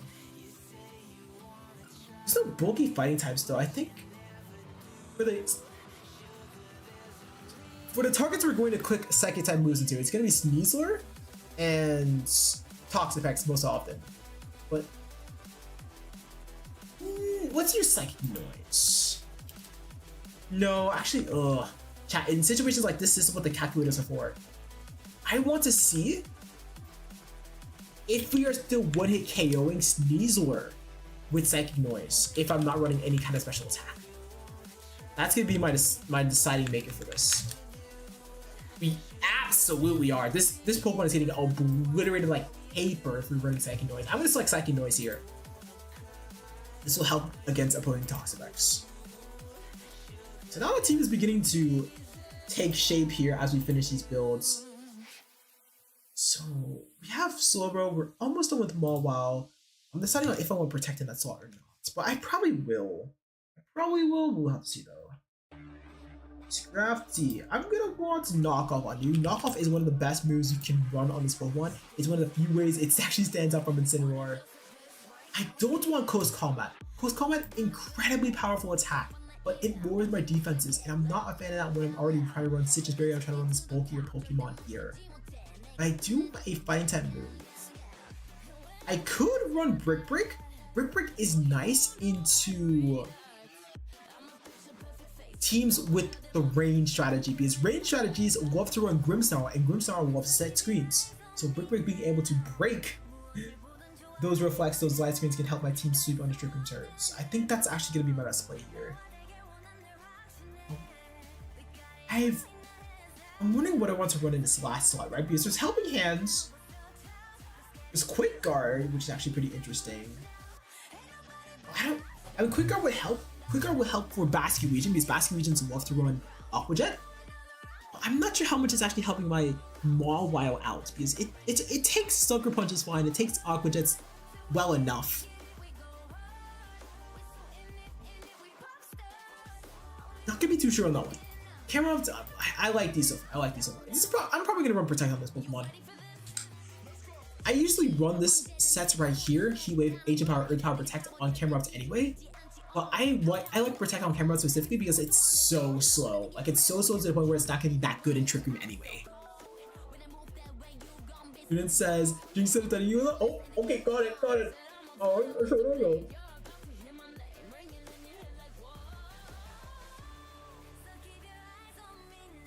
Delicious. Before the other 50 come around. But Bearded, I'm not running evasion!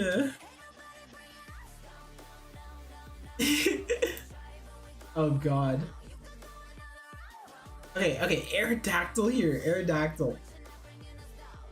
Ooh. Chat.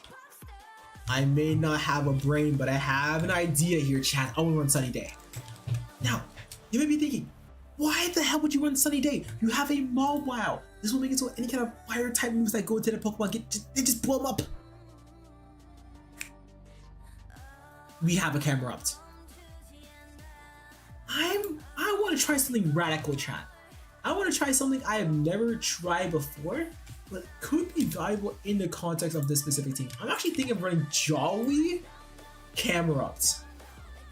Now that just might sound ridiculous. Like, why the hell would you run a speed boosting nature on the slowest Pokemon in the game, chat? I'm thinking that if we run Tailwind and Sunny Day, we could create a position where Camerupt could be brought alongside Aerodactyl. And I think that would be really cool. We're already so slow already as Camerupt. We're going to be underspeeding most stuff already. This could be our way to make these two Pokemon actually have synergy together.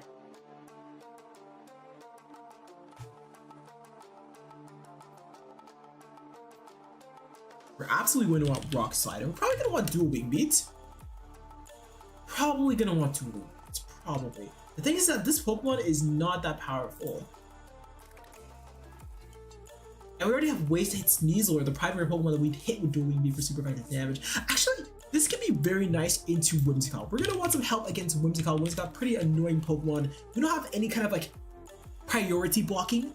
Usually Trick Room is really good into Whimsicott because we have Farigiraf on Trick Room teams. Farigiraf has that Armor Tail which blocks any kind of pricks or Encore shenanigans that Whimsicott loves to do. But we don't have that here, so I want Dueling Beats. But actually, I don't know about this, chat. I don't know about this. I think this is a position where we just don't bring Aerodactyl and Camerupt because I need Protect. I need Protect on my Aerodactyl here. So I'm gonna run that actually. And so I won't run Jolly Camerupt, sadly.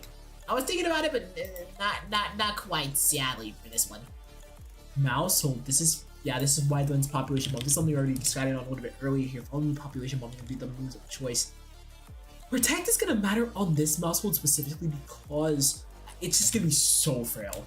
Chat, if you haven't seen Mousehold without Focus Sash, it is so frail. It's gonna explode. It's like Sneasler. You breathe the wrong way, and this Pokemon just goes pop. Pop. This is about where I'm at so far on the moves. What do I have not filled so far? Ooh, okay. So I have 2 Protects, which means I only need to put 1 to 3 more on the team, but ideally 2 more. The Pokemon that are most going to want Protect, I would say, are Mawile because I already have Sword Stance. When you are running a move that buffs your stats, you're also going to want to pair that with Protect 9 times out of 10 because it helps your Pokemon that you're investing these resources into stay safe. So 1 more Protect on the team, maybe 2 more, but 1 more most likely. 1, 2, 3. Actually, no, we're gonna Protect. We're gonna Protect. I'm gonna run Helping Hand on this Scrafty, actually. Fake Out and Knock Up already such good disruption, and we don't have a pivoting move, sadly. If we did have a pivoting move, I would absolutely lock that in for Scrafty here, but not gonna be the case. So Helping Hand is going to help with stuff like Mousehold going for Population Bomb, because as we saw, Population Bomb is not going to be securing the one-hit knockout as reliably on Sylveon as we would like. Just put it up right here to show you all. If we run Population Bomb and we run, max attack on this Pokemon, I'm gonna see that, it's not getting the KO.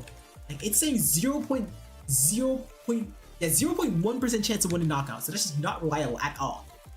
Pokenerd asks, doesn't Scrafty get Parting Shot? The funny part about this, Pokenerd, is that in specifically Pokemon Legends ZA, and only Pokemon Legends ZA, it does get Parting Shot. In fact, that was one of the talking points about Mega Scrafty. People thought that, oh my god, this is gonna be Mega Incineroar because it has Fake Out and Parting Shot. But they removed Parting Shot from Scrafty when they brought it in the Champions. It was tragic. It was so tragic. I swear, we would be seeing way more Scrafty if it just kept its Parting Shot. But Game Freak ripped it away from us. I'm mad about this. I'm low-key pissed. I can't lie about that. I'm low-key mad. But at least for now, Helping Hand can help us secure that one and knock that into fairy types like Sylveon, even if they run a bulky build. So I'm down to lock that in there. Now we have 1 more move that we could select on this Mousehold here. This is the thing about Mousehold, right? Is that it's a Pokemon that's a matchup patch. It's a bit of a matchup patch here. I want this 6th move to cover what could potentially be teams we do not like to face. So right now I'm running. Oh, chat. I just realized something. This is what we can do. There is a very special website out here called Lab Mouse. Lab Mouse is fantastic because it lets you see what teams are being ran in a competitive environment. You can click teams and then top teams. You're able to see time and time again what teams are the most popular and also doing the best right now currently. So we're going to see a team known as Big Six at the top of the food chain in terms of teams that are doing well, but we also see Goldango with Tyranitar and Staraptor. So that's Staraptor Sand. They call that Staraptor Sand. You're also going to see Raichu alongside Staraptor, another very common and also good team. You can just see the 30 best performing teams, and this will help you not only prepare for tournaments, but this is going to help us prepare for this challenge right here. This is one of the benefits of giving yourself more time to prepare. We weren't able to do this for the 10-minute challenge because, come on, we're already 38 minutes into this and we don't even have spreads yet. But now we can be a lot more strategic when we make this team into. So taking again here, what matchups could give us some problems? Let's take a look at Big Six. Actually, Big Six, the thing about Big Six, right? Do you really want to get one, your Tailwind, and two, your Pokemon chances to just tear through the opponents with damage? In this situation though, I don't think our Big Six matchup is the worst. We have Scrafty, which can give us Intimidate for that Garchomp and that Bastion Legion. We also have Fake Out, which can slow down the Whimsicott, can slow down the Kingambit, the Charizard. I'm still pretty worried about that Follette, but we do have Mega Mawile as an option to that. So if we position Scrafty and Mawile pretty well, using Slowbro as an in-between tool to pivot between those three, I don't think that matchup is the worst. But we could use still a little bit of help for it, honestly. I think we have the tools though. I think we have the tools. Oh, actually, I'm a little bit worried about Garchomp now that I'm looking at this Pokemon chat. I don't think our answers in the Garchomp are the best. We have Mawile, which does hit it for super effective, but we have to be under Tailwind, or really either Tailwind or Trick Room to deal with this Pokemon properly. And that's not always reliable. You may want something for that. So what can I do against Garchomp with this slot here? Player Up is not going to be the answer, sadly. I mean, it will help, don't get me wrong, but you really want to be... You're not going to be doing much damage with Player Up, as specifically Mousehold. Mawile going to be one-shotting Garchomp left and right with it, but Mousehold not so much. You don't have the stab boost, you don't have the huge power boost. So I want to look a bit more at the supportive end for this one. Super Fang is pretty similar to Population Bomb, so I don't think it's going to necessarily help with the problems here. Let's see. Encore? No, not quite. Switcheroo, not really going to be the best either. Thunderwave? No, because it's a ground type. Fake Tears? Maybe Fake Tears. Maybe. Charm could be... Charm could actually be a bit of a matchup patch, chats. Charm could be nice here. We have a faster base speed than Garchomp, and really both forms of Garchomp, but Garchomp, right?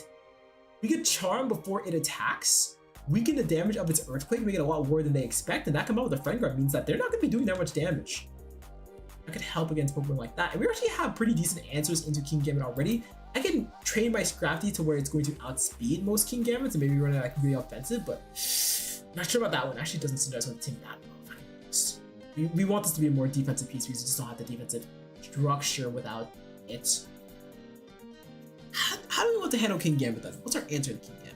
We have redirection for its Sucker Punches, which is really nice. We have multiple forms of speed control, so we can still blow it up pretty well. I want to see something, chat. I want to see if Play Rough from Mawile one-hit KOs Kingambit. It might, because your damage is just genuinely so ridiculous with Mawile. Like, I can't put into words how much damage this does, or how much damage this Pokemon does. Wow, okay. So against 32 HP Kingambit, we are not going to be able to get that one-hit knockout, but we do an extreme amount of damage, so we can combine that with Helping Hand. But if it is a 32 speed Kingambit, we are able to get that one knockout. The problem though is that these Pokemon love to run Focus Sash, so I don't think we're getting an Oko either way. We're just gonna have to accept that, but just position Mawile so well to where that is okay.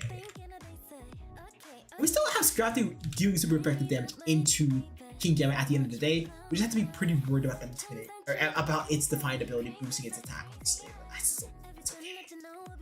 Look at this, says Donut. I'm looking at the teams I made for the Battle Royale tournament. I think the second one might be a problem. Oh, what makes it a problem? I'm curious. What makes it a problem? Alright, we are continuing to look at the Pokemon that we could face down. Ooh. Not sure how I feel about our Goldango matchup. We have Camerupt, which actually no, I think we're fine. Both of our Mega Pokemon match up pretty well into it, but we have to definitely a Pokemon we have to respect more often than not. Mega Rain is going to be a nuisance for this team. Maybe we tech something on this Pokemon for it, but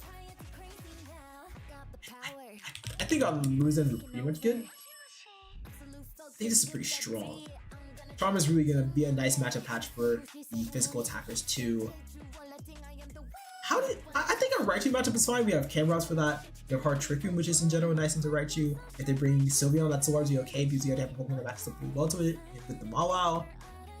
Yeah, I like this. I think this is very solid here. Now it is time to think about spreads, chat. It's time to think about spreads.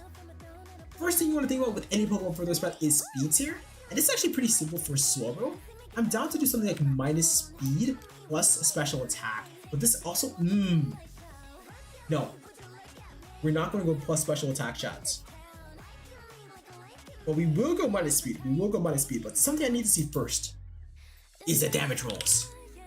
I want to see how much Life Orb King damage Sucker Punch is doing into my Slowbro here. Actually, probably Kowtow Clip is more accurate, right? Wow.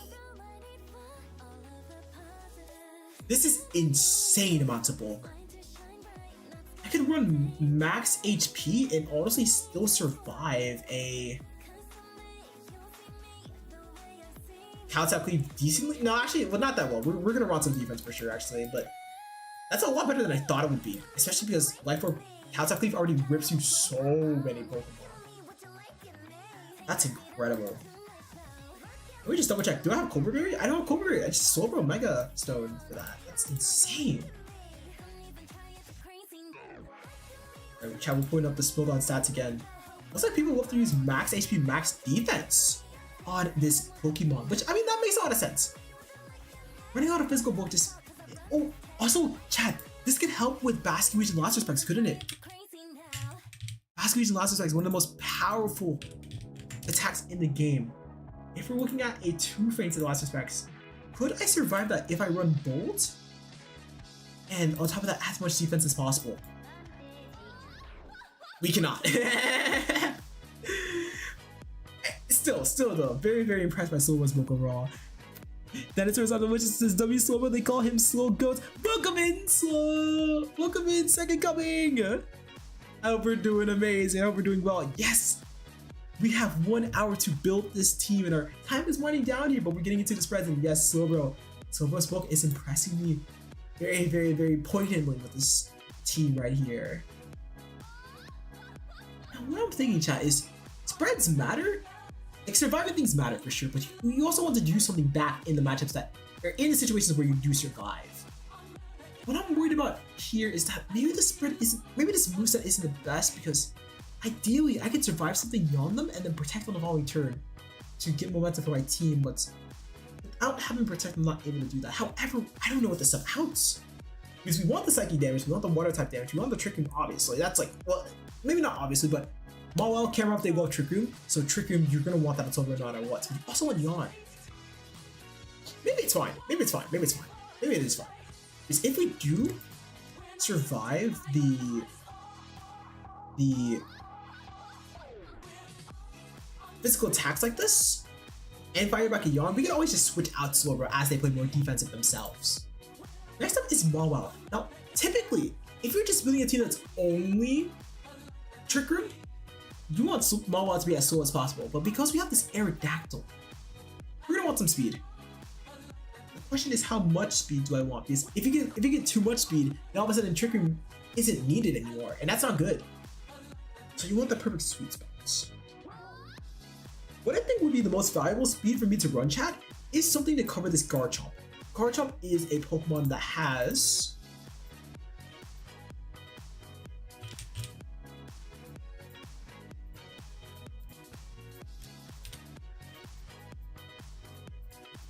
169 speed if you run it as fast as possible. So what that means is if I'm running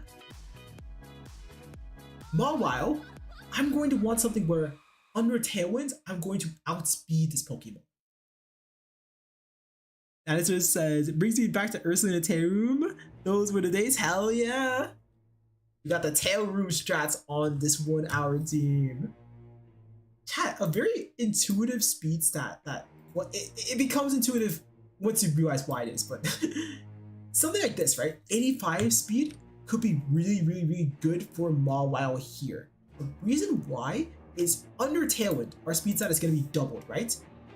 85 times 2, 170. That's going to mean we are faster than opposing Garchomp that are trying to be ran as fast as possible. That's important because we want to get off these playoffs no matter what. That's Tokai Tail. Chat, say hi to Tokai Tail. I don't know how she keeps appearing, but it's awesome. I love that she's there. Like, that will give me a lot of options. A lot of options into opposing Garchomp teams. From there, max attack makes a ton of sense.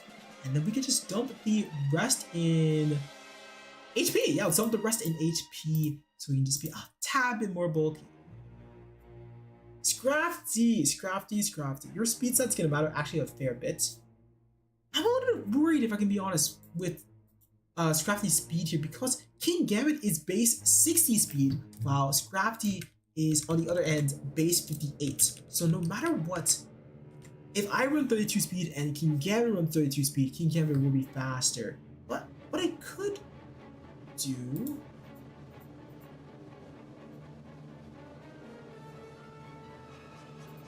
is see what speed set is the most common for King Gambit. Now there is a very, very, very high chance that King Gambit's highest speed stat is just 32 speed, but let's see, right? Let's give this a shot. King Gambit most common speed is actually 0 speed, but 32 speed definitely was cropping up in July. The problem is, chat, this is for July. Today, this month is August when I'm recording this, right? And I know that 32 speed King Gambit is a lot more common. It probably might just be the most common spread right now. But what I could say is I could run enough speed to where I outspeed King Gambits that run 2 speed, which is still decently common, that combined with 0 speed. And from there, run enough bulk to survive a 32 attack plus 1 low kick. Can I end up doing that? I don't know, but we're gonna see. So to run the amount of speed necessary, we're going to need 4 speed in the slots. Actually, no, we're gonna need 5 speed because King Gambit with 2 speed is going to hit 82 speed.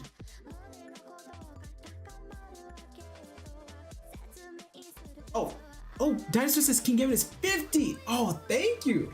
Okay, actually, in that case, then we don't need any speed at all, because that's the primary one I'm worried about when it comes to that speed stat. Actually, no. We're gonna want to outspeed Incineroar.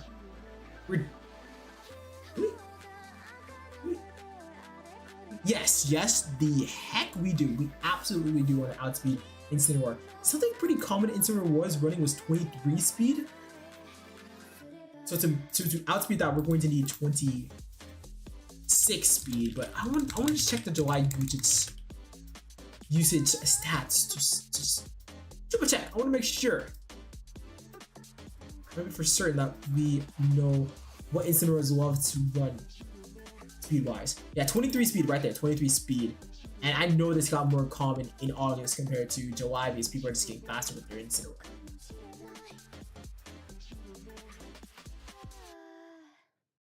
So in that case, that's gonna take me to 26 speed rather. Let me just double check here. Incineroar should be calendar jump scare, hell yeah. We love showing off our calendars to chat. Incineroar should be 60 base speed. So yeah, 60 base speed, and if you're on 23 speed on Incineroar, you're going to be hitting 103 speed. So by going to 26 speed, we are saying, hey, I will outspeed most Incineroar. That's how we do it. That's how you do speed tiers. Now though, I want to see, can I even survive a +1 low kick as Scrafty? Is that even possible? Put on that low kick, buddy. +1? Absolutely, we can survive that. Okay, never mind. We got that. Yeah, let's go. Yeah, nice. Maybe I run close combat for the Chople Berry King Gambits, but I think this is good. I think we're fine here. Yeah, we're actually running pretty low on build time, if I can be honest with y'all. We're running pretty darn low on build time. But I think that's okay. Okay. Necessary notes. Yeah, Scotty isn't very heavy. That explains it. That explains the lack of damage in that slot there. I also want to make sure, chat, that we are one-hit KOing King Gambit reliably. if I run just like, if I run Impish, which is my defense boosting nature, yeah, we still get that KO very, very, very reliably against non-Chopple Berry and of course non-Focus Sash King Gambits, which, you know, Focus Sash makes it so you always survive one hit, so you can't one hit KO those, but the ones besides those, you're going to be getting that one hit KO. So what I want to look for actually is, can I survive anything that Follette does? I'm still a little bit worried about Follette. Is it even? No, okay, never mind. Okay, my bad. 420.9%. What the fuck? Chat, have you ever seen the number this high in your life? What the chat? This, dude, Light of Ruin does so much damage into this Scrafty that it could kill 3.5 Scrafties. I could line up 3 Scrafties in front of this Light of Ruin, they all go pop. Sometimes 4. Second Coming says Scrafty doesn't faint to that, it dies to that. Yeah, that's not fainting anymore. That's a Nurse Joy, you're gonna have to work overtime for that one, I can't lie. It says, have you seen Dynamo with Object Shatter rolling on Squid Beacons in Splatoon? I have seen Dynamo rolling over a Squid Beacon, the sub in Splatoon with Object Shatter. Yeah, it's very similar to that. So we are taking that. That might be a chat. I need to show you guys this clip afterward, but this is clip of this guy saying Rabombi, dodge it, and it's like one of the most powerful attacks in the game that they're trying to take. It's like that right there. Dodge it, Rabombi! Rabombi, dodge it! Chat, we're gonna need to hurry because we do not have that much time to actually build in game. We've crafted all these beautiful theories. We need to hurry the hell up with them. I'm not gonna run Camerupt with Aerodactyl, so I'm down to just do something like this. I'm gonna want Adamant on this Aerodactyl as well, even though this is worse for speed size because 1, people just don't run Aerodactyl that often, and 2, I'm gonna need that damage into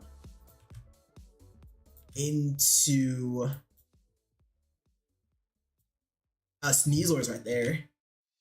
Right, so there we go. It says, so that's like 100,000% on Pokemon or something? It's similar. It is very similar. Imagine like a team full of Scrafty, right? And Follette uses Light of Ruin, and let's assume that Light of Ruin, once it's done damaging one Pokemon, it just goes right into damaging the next one. You could literally click Light of Ruin once it gets a team of Scrafty and end the game instantly.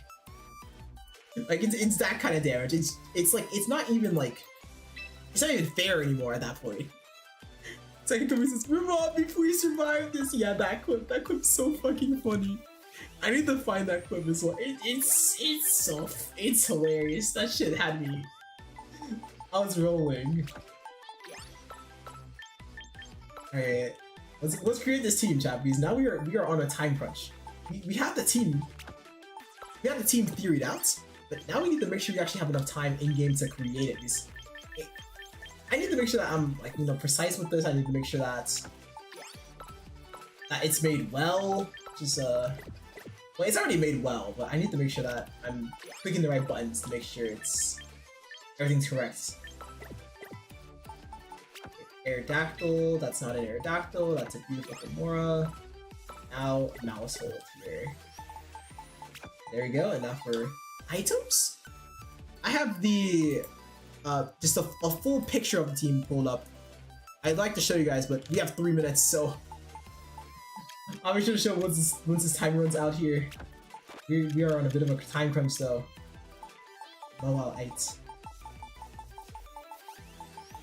I'm make sure I get this done right in time. Moa, where are you, Moa? Moa. I have the Moa-ite. I do know that because I put it. Every Pokemon that I put on the list, I have. Yes, there it is. Right. Citrus Berry on you. Mega Cameros. I do absolutely have the Cameros hype because I brought that into a tournament where I fought a world champion and the North American international champion with Cameros. It was very insightful, for sure. Cameros here. Cameros. There you are. Yes, perfect. Focus Sash on you. Every single competitive Pokemon player has a Focus Sash. No, chat. Oh no, oh no, oh no, oh no, oh no, oh no, oh no, oh no, oh no. Chat, we need to walk in. I don't know if I have any walk-in music, but this will be the time to play it. I need to. I have 1 minute already? Wait, do I have it already? I think I have it. Okay, okay, I have it. I have it. Okay, thank God, thank God, thank God, thank God. Okay, chat, we need to hurry. My guns. Like that. It should be in. Is it in stat boost? It's not in stat boost. It's in other. Yes, okay. Nice. Train Pokemon? Oh my god, we have 2 minutes. We have 2 minutes, chat. I don't know if I can do all this spreads in time. I'm worried. Okay. 32 defense. No, that's not 32 defense! Oh my god. Relax, nature, relax. We're so relaxed. We're so relaxed right now, chat. Can't you hear out my voice? We're just extremely relaxed. Yawn, yawn, yawn, yawn, yawn, yawn, yawn, yawn. Okay. Scald. God. Scald? Okay. Stored power? No. Trick him, trick him, trick him, trick him, trick him, trick him, trick him, trick him, trick him, trick him. And then psychic noise, please. Oblivious? No, it needs to be regenerator. Oh my god. Oh my god. We're not gonna be able to finish all the Pokemon. I can't believe this. The time reset actually is like biting us in the butt here, I can't lie. Okay. Okay, 19. 15. That's not 15! We need 15 speed, exactly! Okay, there we go. Like a bunch. Okay, just Sword Sense, just Sword Sense, just Sword Sense. Sword Sense. Sword Sense, Sword Sense. Nice. Okay. Hyper Cutter? Yes. Okay, good. Dude, chat, we have 40 seconds left. Scrafty. Okay, okay, Scrafty's easier. Scrafty's easier. Oh fuck! I need the. Oh, we're boned, dude. We are freaking boned. Are you serious right now? I'm so pissed. Rick. No, no, we're throwing. Okay, I don't have any special defense. Please, no. Okay, Impish. Actually, that's Impish. Intimidate. Okay. Okay. Well, okay. Oh, dude, are you serious right now? Oh, we spent all that time prepping. We didn't finish the freaking team. Okay. Okay. On one end, this camera up spread is literally like very close to what I would have ran. But the only difference is that it's a modest, so it's lowering attack when ideally it's lowering speed, but camera's already so slow, guys. Like, this is fine. What I'm actually scared about, chat, if I can be 100 with you, I don't know what moves these guys have. I literally don't know. I don't know what Aerodactyl and Impressive have. Oh my god. I'm so nervous. Okay, chat, for reference, this is what they're supposed to have. This is what they're supposed to have. Aerodactyl is supposed to have Tailwind, Protect, Rock Slide, and Dual Wing Beat. I would argue that all of these moves are essential for how the team is. And then Mousehold. Mousehold is supposed to have Follow Me, Population Bomb, Protect, and Charm. Charm is so important for my Garchomp matchup, but I don't have Charm now. I know I don't have Charm. Okay, Aerodactyl, what do you have? What do you have? What do you have? Just rip off the Band-Aid. What do you have? What do you have? Okay, so that's not the worst, but I won't be one-shotting Sneasel. That's worth noting. You have Rock Slide and Dual Wing Beat? Okay, okay, okay.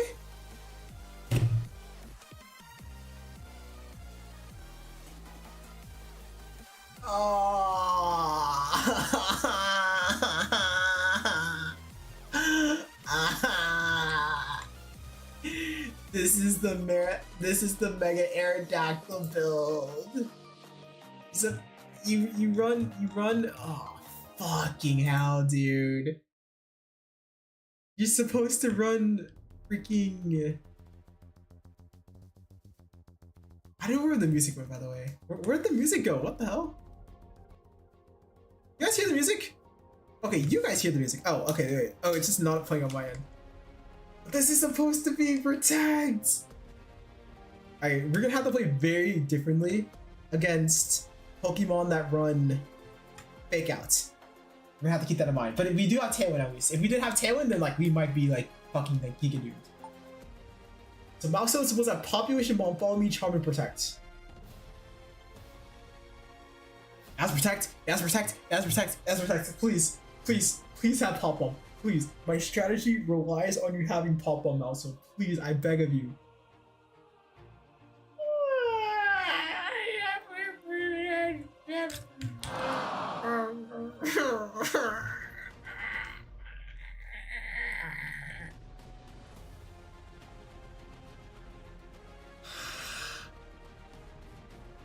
I don't want to talk about it, y'all. I don't want to talk about it. See, I know for a fucking fact that I do not have Super Fang and Population Bomb in the same set because those are completely different kinds of mouse hold. Oh, it has taunts. It has taunts too, so we don't even. Yeah, okay, yeah, alright. So our lines are gonna have to be completely different into Garchomp. On one end, at least, we are faster than Garchomp. Because remember, Garchomps are 169 speed max. So we are at least faster than, so we can like Super Fang them, but Garchomp matchup got a lot harder, I will say. At least something I thought that does make it at least a little bit easier is that we do have Ice Fang. I don't know if Ice Fang's gonna 1-hit KO Garchomps, but okay, you know, it does make it easier, I will say. It does make things a lot easier. Rick asked, how's your Pokemon team rechanted in my Yokai team? That's what happens when you're building off a random Pokemon on Time Crunch, and then also all the good stuff's banned too. Like, I can't use Charizard Y. I'd love to just use like Big 5 with this, but they're all banned. Size. Sengoku says GG's over, and no, yeah. God, if I had the right builds on those last three, I swear this would be so much easier. This is still not bad though. Like, our Trick Room mode is pretty much set. Like, we're pretty much running what we want to run there. Because now we're facing down, chat. Mega Dragonite, Mega Electros, Mega Garchomp, Mega Gardevoir, those could all be Mega Pokemon here. If I would assume anything though, this is a non-Mega Gardevoir with telepathy, so that you can click Earthquake next to it. I'm going to assume that. You also probably have some sort of like this Quake combos where the Mega Electros has Discharge and Garchomp has Earthquake. So I'll just assume those two here. Against me specifically, against my Pokemon specifically, I feel like you're not going to be a fan of bringing your Dragonite here because I have my Mawile. In fact, Mawile looks incredibly well positioned to the point where it's like you're going to want to handle Garchomp. And would you look at that, chat? Gee, I don't have the right build on my Mousehold. And guess what Pokemon guess what tech move I was going to use against this exact Pokemon, chat? Guess. Yeah, I was Charmed, dude. But this is not the worst. We'll make this work. Something I think could actually be pretty strong is running like, I think Aerodactyl actually is really nice here. I can go for like Tailwind early and then pressure this Garchomp with a Tailwind player off, and they don't have any fake outs themselves. So like, I think this is. Also, we're probably not going to want to lead Scrafty anyway because they have that Serena. Serena's ability blocks any kind of priority attacks that go onto their field. So let's figure that out. We just kind of. Yeah, that's fine. Malsa would absolutely be better here in hindsight, but my brain is a little bit poopy pooped. But this is still fine. Our lights are as green the Garchomp as we would like, but you know. Dragonite and Heliolisk. Oh, that's not a Heliolisk. Their nickname, Chad, you saw that? The nickname on Serena is Heliolisk. Alright, buddy. This is... I would argue a pretty good lead for us. Usually you aren't carrying anything to hit my Mawile for super effective damage as the Serena here, so I'm going to Tailwind and Play Rough. The nice part about this chat is that players will usually not expect Mawile to outspeed something like a Serena plus Dragonite duo. Because Mawile's base speed is just ridiculously low, even under Tailwind. What? If I can outspeed Dragonite, I can absolutely outspeed a Dragonite here. Tailwind, go! Mawile, use Mawile Blast! Oh my god, chat, that is insane amount of damage. For reference, chat, I literally did 150% to that Dragonite right there. 150% because its ability halves the damage of a attack into it when it's at full HP. It's gonna hit me with knockoff, actually? That's interesting. Also, yeah, Ice Spinner on Dragonite, which is a pretty uncommon move, but that's not going to put me in significant danger. I'm actually down to go for a Rock Slide plus a Sucker. No, I can't use Sucker Punch. I have to go for Player Up, but I really don't think that's bad to go for Player for this.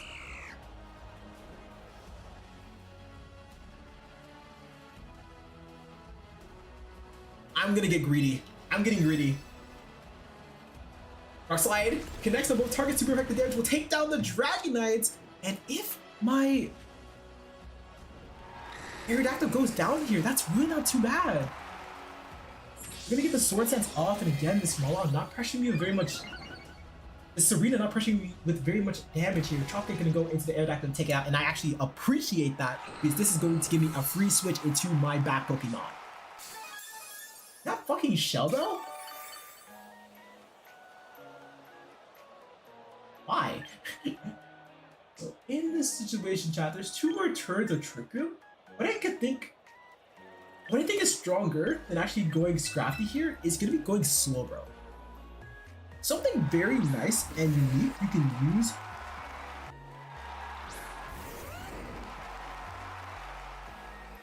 with Tailwind and Trick Room in the same game is that when your Tailwind is about to end, that's when you want to activate your Trick Room. So what I think is actually best here is going to be going for a Scald and Player Up Double Up into this Garchomp. Again, I can't go for Sucker Punch because their ability. Oh, goodbye Garchomp. Okay. Actually, maybe Yawn was more optimal there because now I could be threatening Yawn plus Trick Room, but this isn't the worst. They go for Drop Kick there, or they go for Knockoff, but actually, Drop Kick just takes me out next turn, I'm pretty sure. Maybe going for Yawn was better there because I could Yawn and then I could switch out, and I would have a slept Pokemon that would also be intimidated. Never mind. Their last Pokemon's Annihilate here. That's a little bit scary if I can be frank with y'all. I want to go for a Play Rough into this. I want to go for Play Rough into the Sabrina for now. I'm a little bit worried about the Ape, for specifically my Scrafty, because when Scrafty hits the field, I'm going to be increasing this Pokemon's attack stat because it has Defiance and I have Intimidate, so I can't get around that. I'm going to be lifting its attack stat by 1 stage. So I want to take down the Sabrina because Sabrina is the more active, the Pokemon that's actively pressuring my Slowbro a bit more. They're just gonna raw Rage Fist. This is into my Mawile, which I am completely fine with because that's not attacking my Slowbro, the Pokemon weak to Rage Fist. Second Noise here going to be threatening a 3-hit KO, but that combined with my Mawile's damage would be a very incredible spot. We're seeing one of the benefits there of Psychic Noise because this Annihilate is the healing is prevented.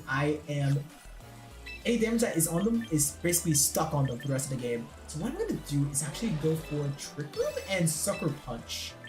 I don't want to go for Player Up and have Player Up miss. Oh, I'm scared.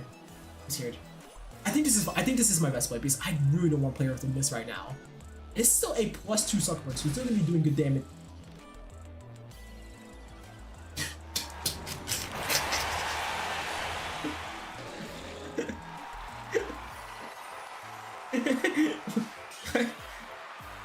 What's wrong?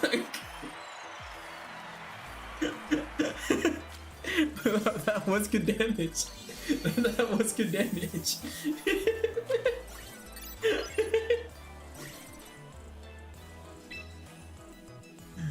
Rick times I'm running double Snartle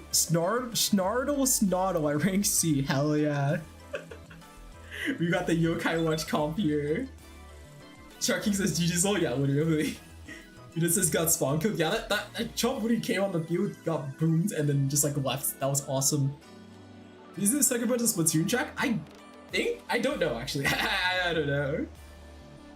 Second comment says, wow, yeah, that was a very funny endgame. Who says SMO is terrifying goodness. Yeah, literally. Such a present threat. Hello, Lunar, by the way! Hello! We are doing a challenge where we build a team in 1 minute versus 10 minutes versus 1 hour. And this is the 1 hour team. This is the amalgamation of the 1 hour crew.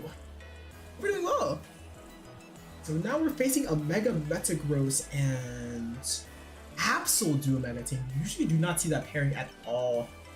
I wouldn't necessarily say that Mega Metagross covers Absol's weaknesses the best, but you are very nice into those fairy types, which is something to be worth noting.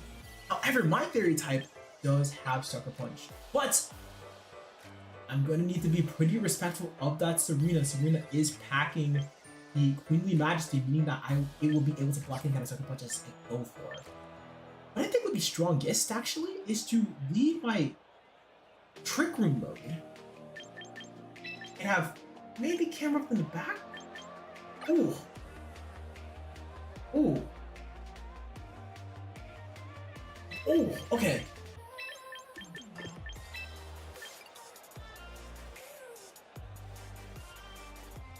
Yes, I think this is the play. So here's the strat, chat. I learned the strategy from a very RNG focused team where you lead Trick Room and follow me. You follow me, any kind of attacks that would go into Trick Room user, into the follow me user. And then when that follow me user faints, that's when you get your actual Trick Room secret on the board. We're gonna be doing that with Camroft here. This is how many by the way, this is where you probably all the drinks that we're doing. Take care, Bearded, take care. Save the drink sodas for next stream. So what I'm thinking here, chat, is I'm not necessarily the biggest fan of ripping Trick Room right away. Is this Spirit team can also be using Trick Room themselves. What they could be stronger is to yawn and go for follow me. The only follow me is gonna make it so I am pressuring this Serena by pressuring this Spirit team?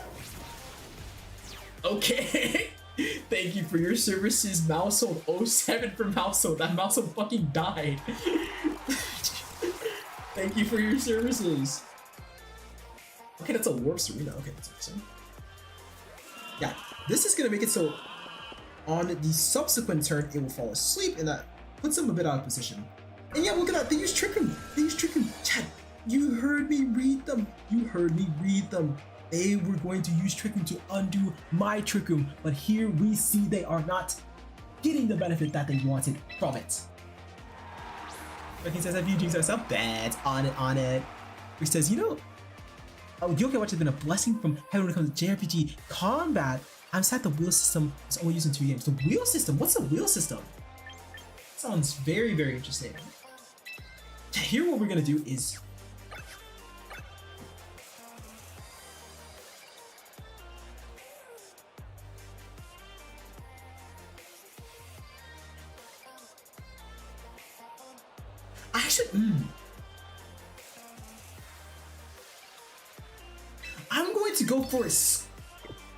I'm going to switch out and go for Mega Evolve Ancient Power. I'm going to read the Serena switching out into the Pelipper. That is my read here, because if you don't, you are just under so much enormous threats. I think you have to switch here. They do not switch.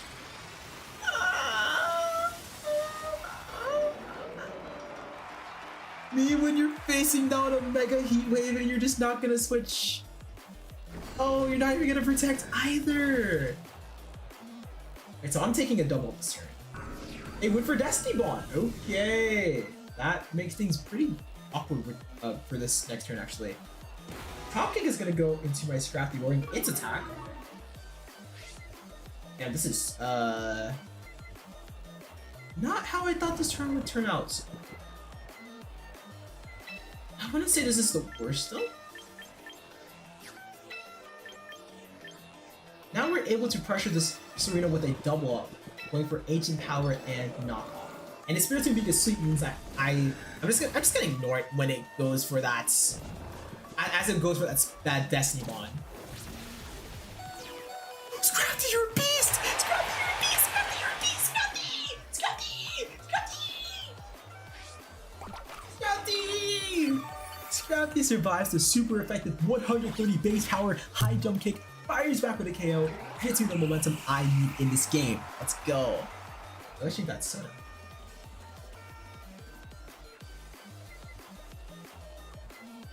Dush.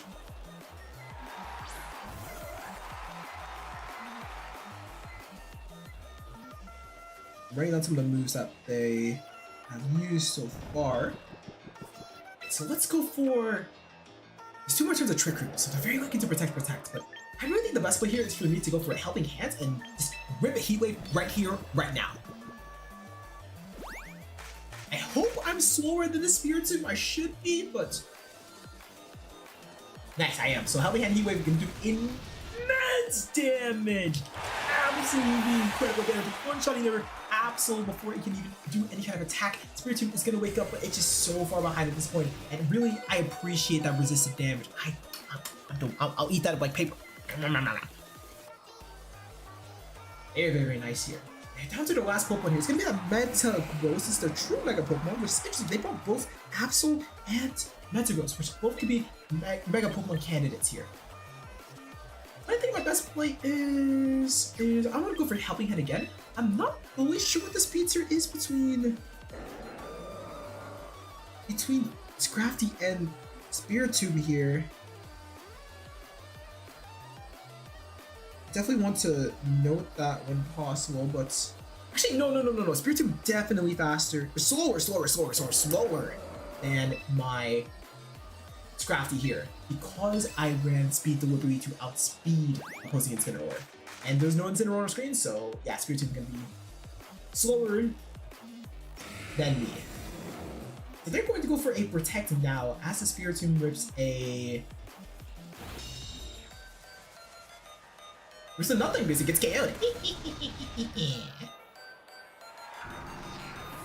Because Scrafty is so underrated, to be honest. Like, I suppose it is no Incineroar, but it is close you can get without being Incineroar. Yes, and I do think that's actually by design. The reason why I think they want Scrafty to just be an honest Incineroar at this point is because of what they did to it in Legends ZA. In Legends ZA specifically, in only Pokemon Legends ZA, Scrafty had access to Parting Shot. If it had Fake Out and Parting Shot in this game, it could have a very unique niche compared to Incineroar, where it could Intimidate, Mega Evolve, Intimidate, Parting Shot, and just cycle that, basically be a Super Incineroar. But the fact that they removed Parting Shot from its move pool when going from ZA into Champions tells me that they do not want another Fake Out Parting Shot bot in the game. And, you know, there could have been genuine comps out there with Incineroar and Scrafty. I could very well see them not wanting to create this sort of like Intimidate, Fake Out, Parting Shot, Intimidate, Fake Out, Parting Shot, Intimidate, Fake Out, Parting Shot, Intimidate, Fake Out, Parting Shot, Intimidate, Fake Out, Parting Shot, Intimidate, Fake Out, Parting Shot, Intimidate type of gameplay. At least not yet. So I can respect it. I can respect what they were trying to do. But look at that, guys! With the team we created in 1 hour. We spent a whole hour on the spreads, on the decisions with this team to make sure it was the best that it could be. We won both of those games very smoothly and easily, which I mean makes sense, right? The more you prepare, the better you do, and we can easily see that in our games. Funnily enough, chat, this isn't even this team's full potential. We don't even have the correct moveset on Mousehold or Aerodactyl, and we don't have the correct spread on Camerupt, but still, we saw how valuable it was to consider this Pokemon holistically. Think about what it could do in the context of the whole entire team, and we really maximized Slowbro in those two games. I really, well, not in the first game, but definitely the second one. I really like how we took advantage of it having Trick Room to bait the opposing Spiritomb into being led and into going for Trick Room themselves. That was very valuable. And of course, you know, that pair with Mega Molo was quite strong. So I'm happy about this. I'm happy that we got the cool lesson out of it as well. Bright Stars says, Donuts Chaos. Great to see you, Bright Stars. Like, I hope you're doing amazing. I hope you're having a swell Friday. Hope you are. Who says, oh hell yeah, Kaleidoscopic Core is peak. Yes, peak indeed. This song is Kaleidoscopic Core. If you all don't know, chat, it's one of the greatest Xenoblade songs I have heard. If you don't know what Xenoblade is, it's a very cool franchise built around being a JRPG with a protagonist with a sword. And even though that sounds very generic, what really makes it different is the incredible story and characters in it.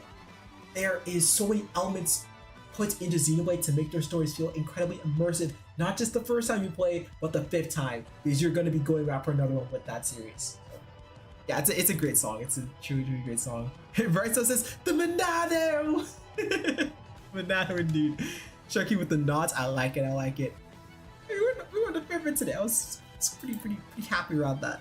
Rick asks, can you play Persona already? Persona would definitely be a very fun thing to do. Chat, we actually have a bit of war, Brick and me, with Persona and me playing it. I said for a while that I would, do a full playthrough of Persona 3 on stream because, oh my god, that game is really, really freaking cool. It creeps me out, but like, it's not like I don't want to play this because it creeps me out. I like that game. I really, really like the fucking game. It's a really, really, really, really good ass game. Like, the stuff I hear about it and the stuff that Brick shows me, like, they care. The devs of Persona care, But I've been a busy donut, which I don't think is a surprise to anyone that knows me, but But we will play it. We will play it. I was thinking of playing it like November. I'll try. It's like it's a cool game. Versus 206 Persona is so intriguing. Ooh, intriguing. Ooh, I like that word. Who says I need to play some Persona? To be honest, it's such a cool franchise. It's so cool. I love P4. I love P4's vibe. And actually, chat. There's one song that I used in my first long video. My first long video on this channel that was from Persona. Let me show you all this. It's a cool song. It's a darn cool song. Versus Shadows Persona Q? Yeah, Persona Q. I showed the I think Brick actually recognized the song instantly. It was around here, right? There's just this banger. There's this banger placed. I think it was like right around here-ish. From Persona. How it had options into them. It took a lot of iteration. Really fun iteration. But eventually right about almost? Oh, not there. Yeah, right here. It should be right here. Reaching rank 1 multiple times and winning multiple tournaments with hundreds of players in it. So he knows what he's talking about. And there, he brought up how Mega Clefairy could Alright, it's this song right here.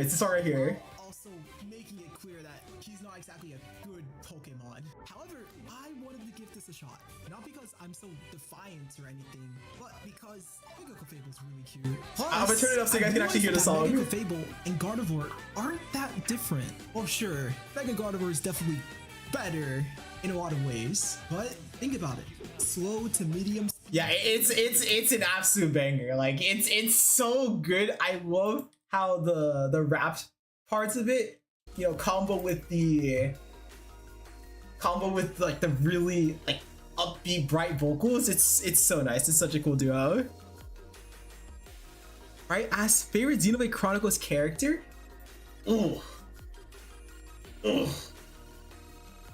I'm gonna do this by game because so chat, there's 3 Xenoblade Chronicle games. Well, more than 3, but for the sake of this, there's three Xenoblade Chronicle games. There's Xenoblade 1. This was on the Nintendo Wii, and there was actually a remix version as well on the Switch as well. But there's Xenoblade 2, which is on the Switch, only on the Switch, and Xenoblade 3, which is the most recent one, also on the Switch.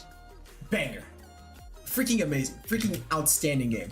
I have not played Xenoblade Chronicles 3. I will be 100. I do have a song from Xenoblade Chronicles 3 in my playlist because I love that song, but I have not played 3. I have played a shit ton of Xenoblade Chronicles 3. Actually, chat, I want to show you guys something. Because here's the thing. In like 2022, I didn't play very many. I didn't play PvP games. In like 2021 to 2022, I didn't play PvP games.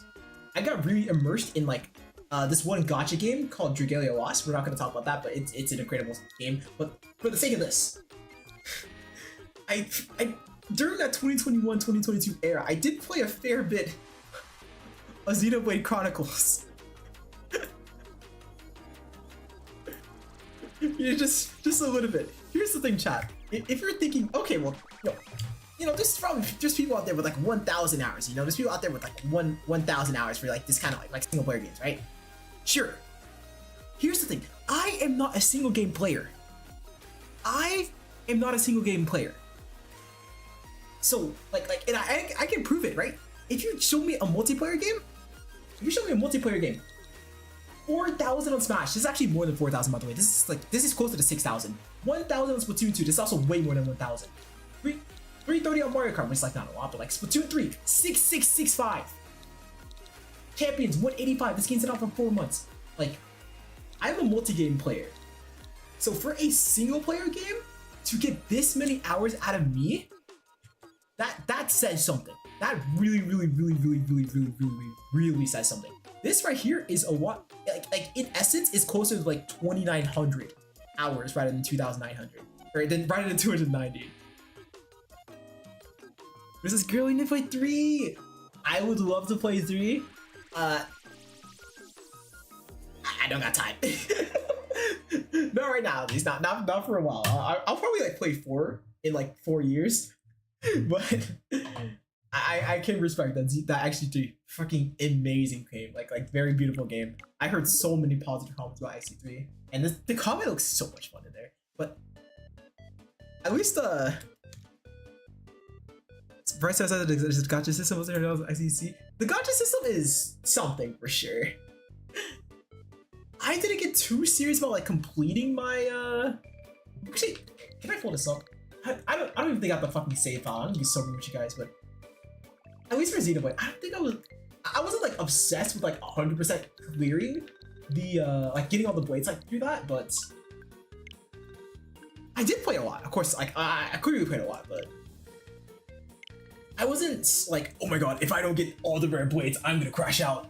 If I was that kind of player, which like, completely valid if you are, by the way. I'm saying that, yes, it's understandable. Like, if you're that kind of player that cares about completion, the gacha system is not good. I will say that, but I liked it. It spiced up my gameplay a bit, or at least like the way I like to usually play these games. Sharking says, not a single player. So how about Raiders? I'm not a Splatoon player either, sadly.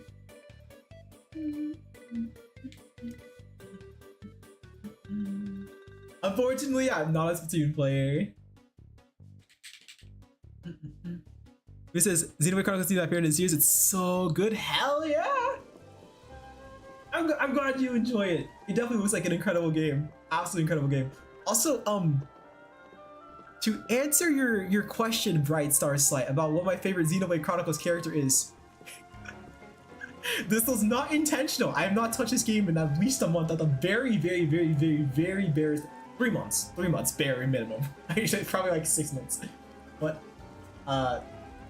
oh fuck, I changed her around.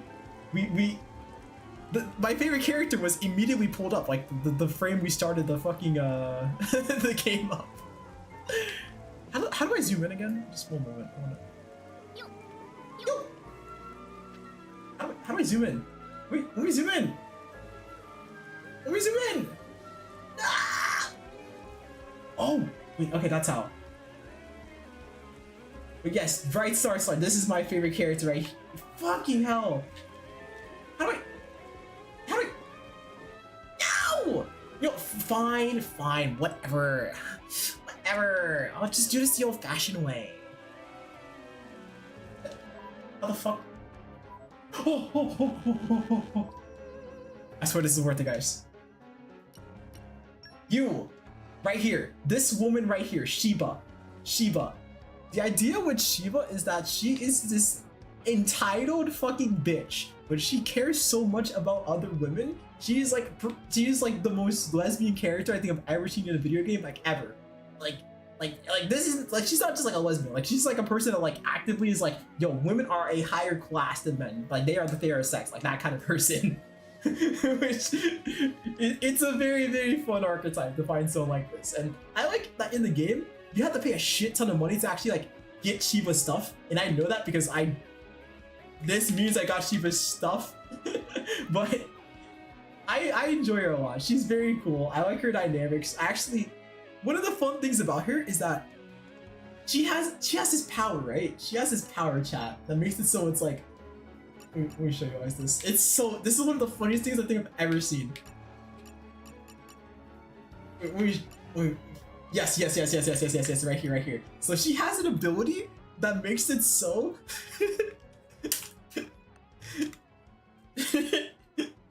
she has this thing that makes it so it's like the more women are on your party actively, like the more women you are playing with, she literally will deal more damage. Like, I have never seen that before. She will literally deal more damage if you have a party of all women. So I actually was running like this like suboptimal ass team for a while just so I could like get as much power out of Shiva as possible. But yeah, she's my favorite. I love her. I've never met a person like her. That's probably a good thing actually, but I enjoy her a lot. I think she's amazing. Also, she's like the most lesbian character in the series by far. That I love. That I think is very, very cool. I also really like Poppy. I think my favorite of the three is like Poppy, Cutie. These are all like the same character. Like she's like an android, right? She's an android built by this little guy named Tora. And the idea is that like as you upgrade her, she like gets like more mature, and like she also gets more and more like powerful, which is really cool. Like you have all these like crazy ass looking fucking like build shit for her. Like she's the most complicated character, but she's also like the most broken. But like you have to work really hard to like make her broken. So like I enjoy it. I enjoy her a lot. Right, Starside says we love Charlotte and Melia in Xenoblade Chronicles 1. Hell yeah! Dude, oh my gosh. Dude, shoutouts Charlotte. Shoutouts Charlotte. I enjoy Charlotte. Wait, get the definitive edition. That's Fiora. I searched up Charlotte. That's a different character. We're looking at RPG characters now, chat. I'm sorry, but you know. But I like Charlotte. She's a very down-to-earth person. She cares a lot. And what I like about Xenoblade Chronicles, chat, is that the characters in them aren't perfect. Like, no character in Xenoblade Chronicles is a perfect person, but they all grow and they all interact with each other in incredibly fun ways. That's what I love. That's one of my favorite parts.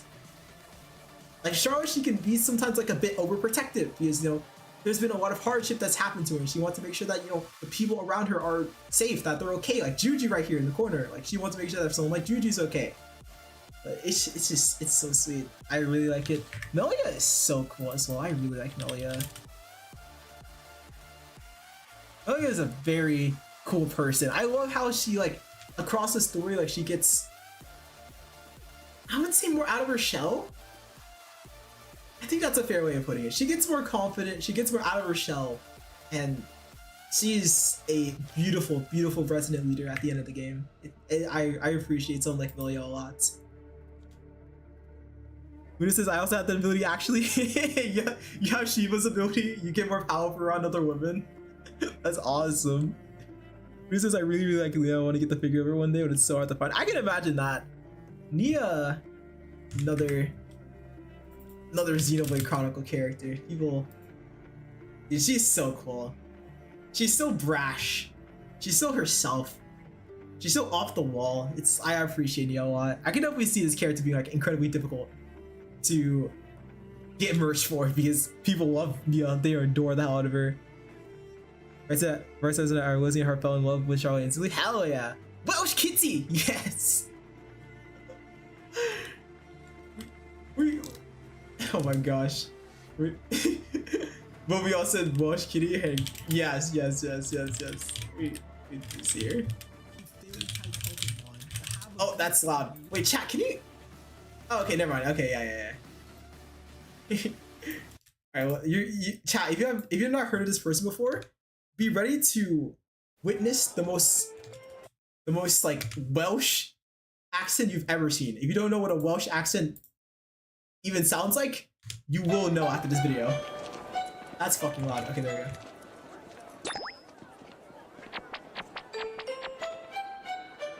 Get ready. What the bloody hell is this? Don't tell me this is meant to be me. A remarkable likeness. That guy's to not say the Welsh. least. Oi, did you see something? No. I fear they may have conflated our countenances, my lady. How very... Okay, for some reason she's not. I need a line where she's just like yap. Give me a line where she's yapping. Ugh, what an idiot. Okay, there you go. What? Is this guy for real? I like her. I like her. Her accent is fun. A lot. I think almost every single. Masterpon is finest artificial blade maker in all the world. That's an android. Hello. I think almost like every single freaking Xenoblade main character is like European in some kind of way, which is cool. All right, yo. Thanks for tuning into the stream. We played a super important tournament set that we unfortunately lost. We learned a lot from the set that we played, and we'll make sure that the next time we play in the tour, we come in even more prepared, we come in more practiced so that we can get the victory properly next time. Also, we did a very fun challenge where we built a team in 1 minute versus 10 minutes versus 1 hour. We got to see the building process when you're just trying to build something really quickly versus build something with a lot of depth, with a lot of intention. And it was incredibly fun to see how these players would flesh out there. And we got to talk a little bit on Xenoblade at the end, which is very fun. I like talking about Xenoblade. Xenoblade's fun. Thank you all for tuning in. If you're on the YouTube end, we are going to head out. Take care, y'all. Take care.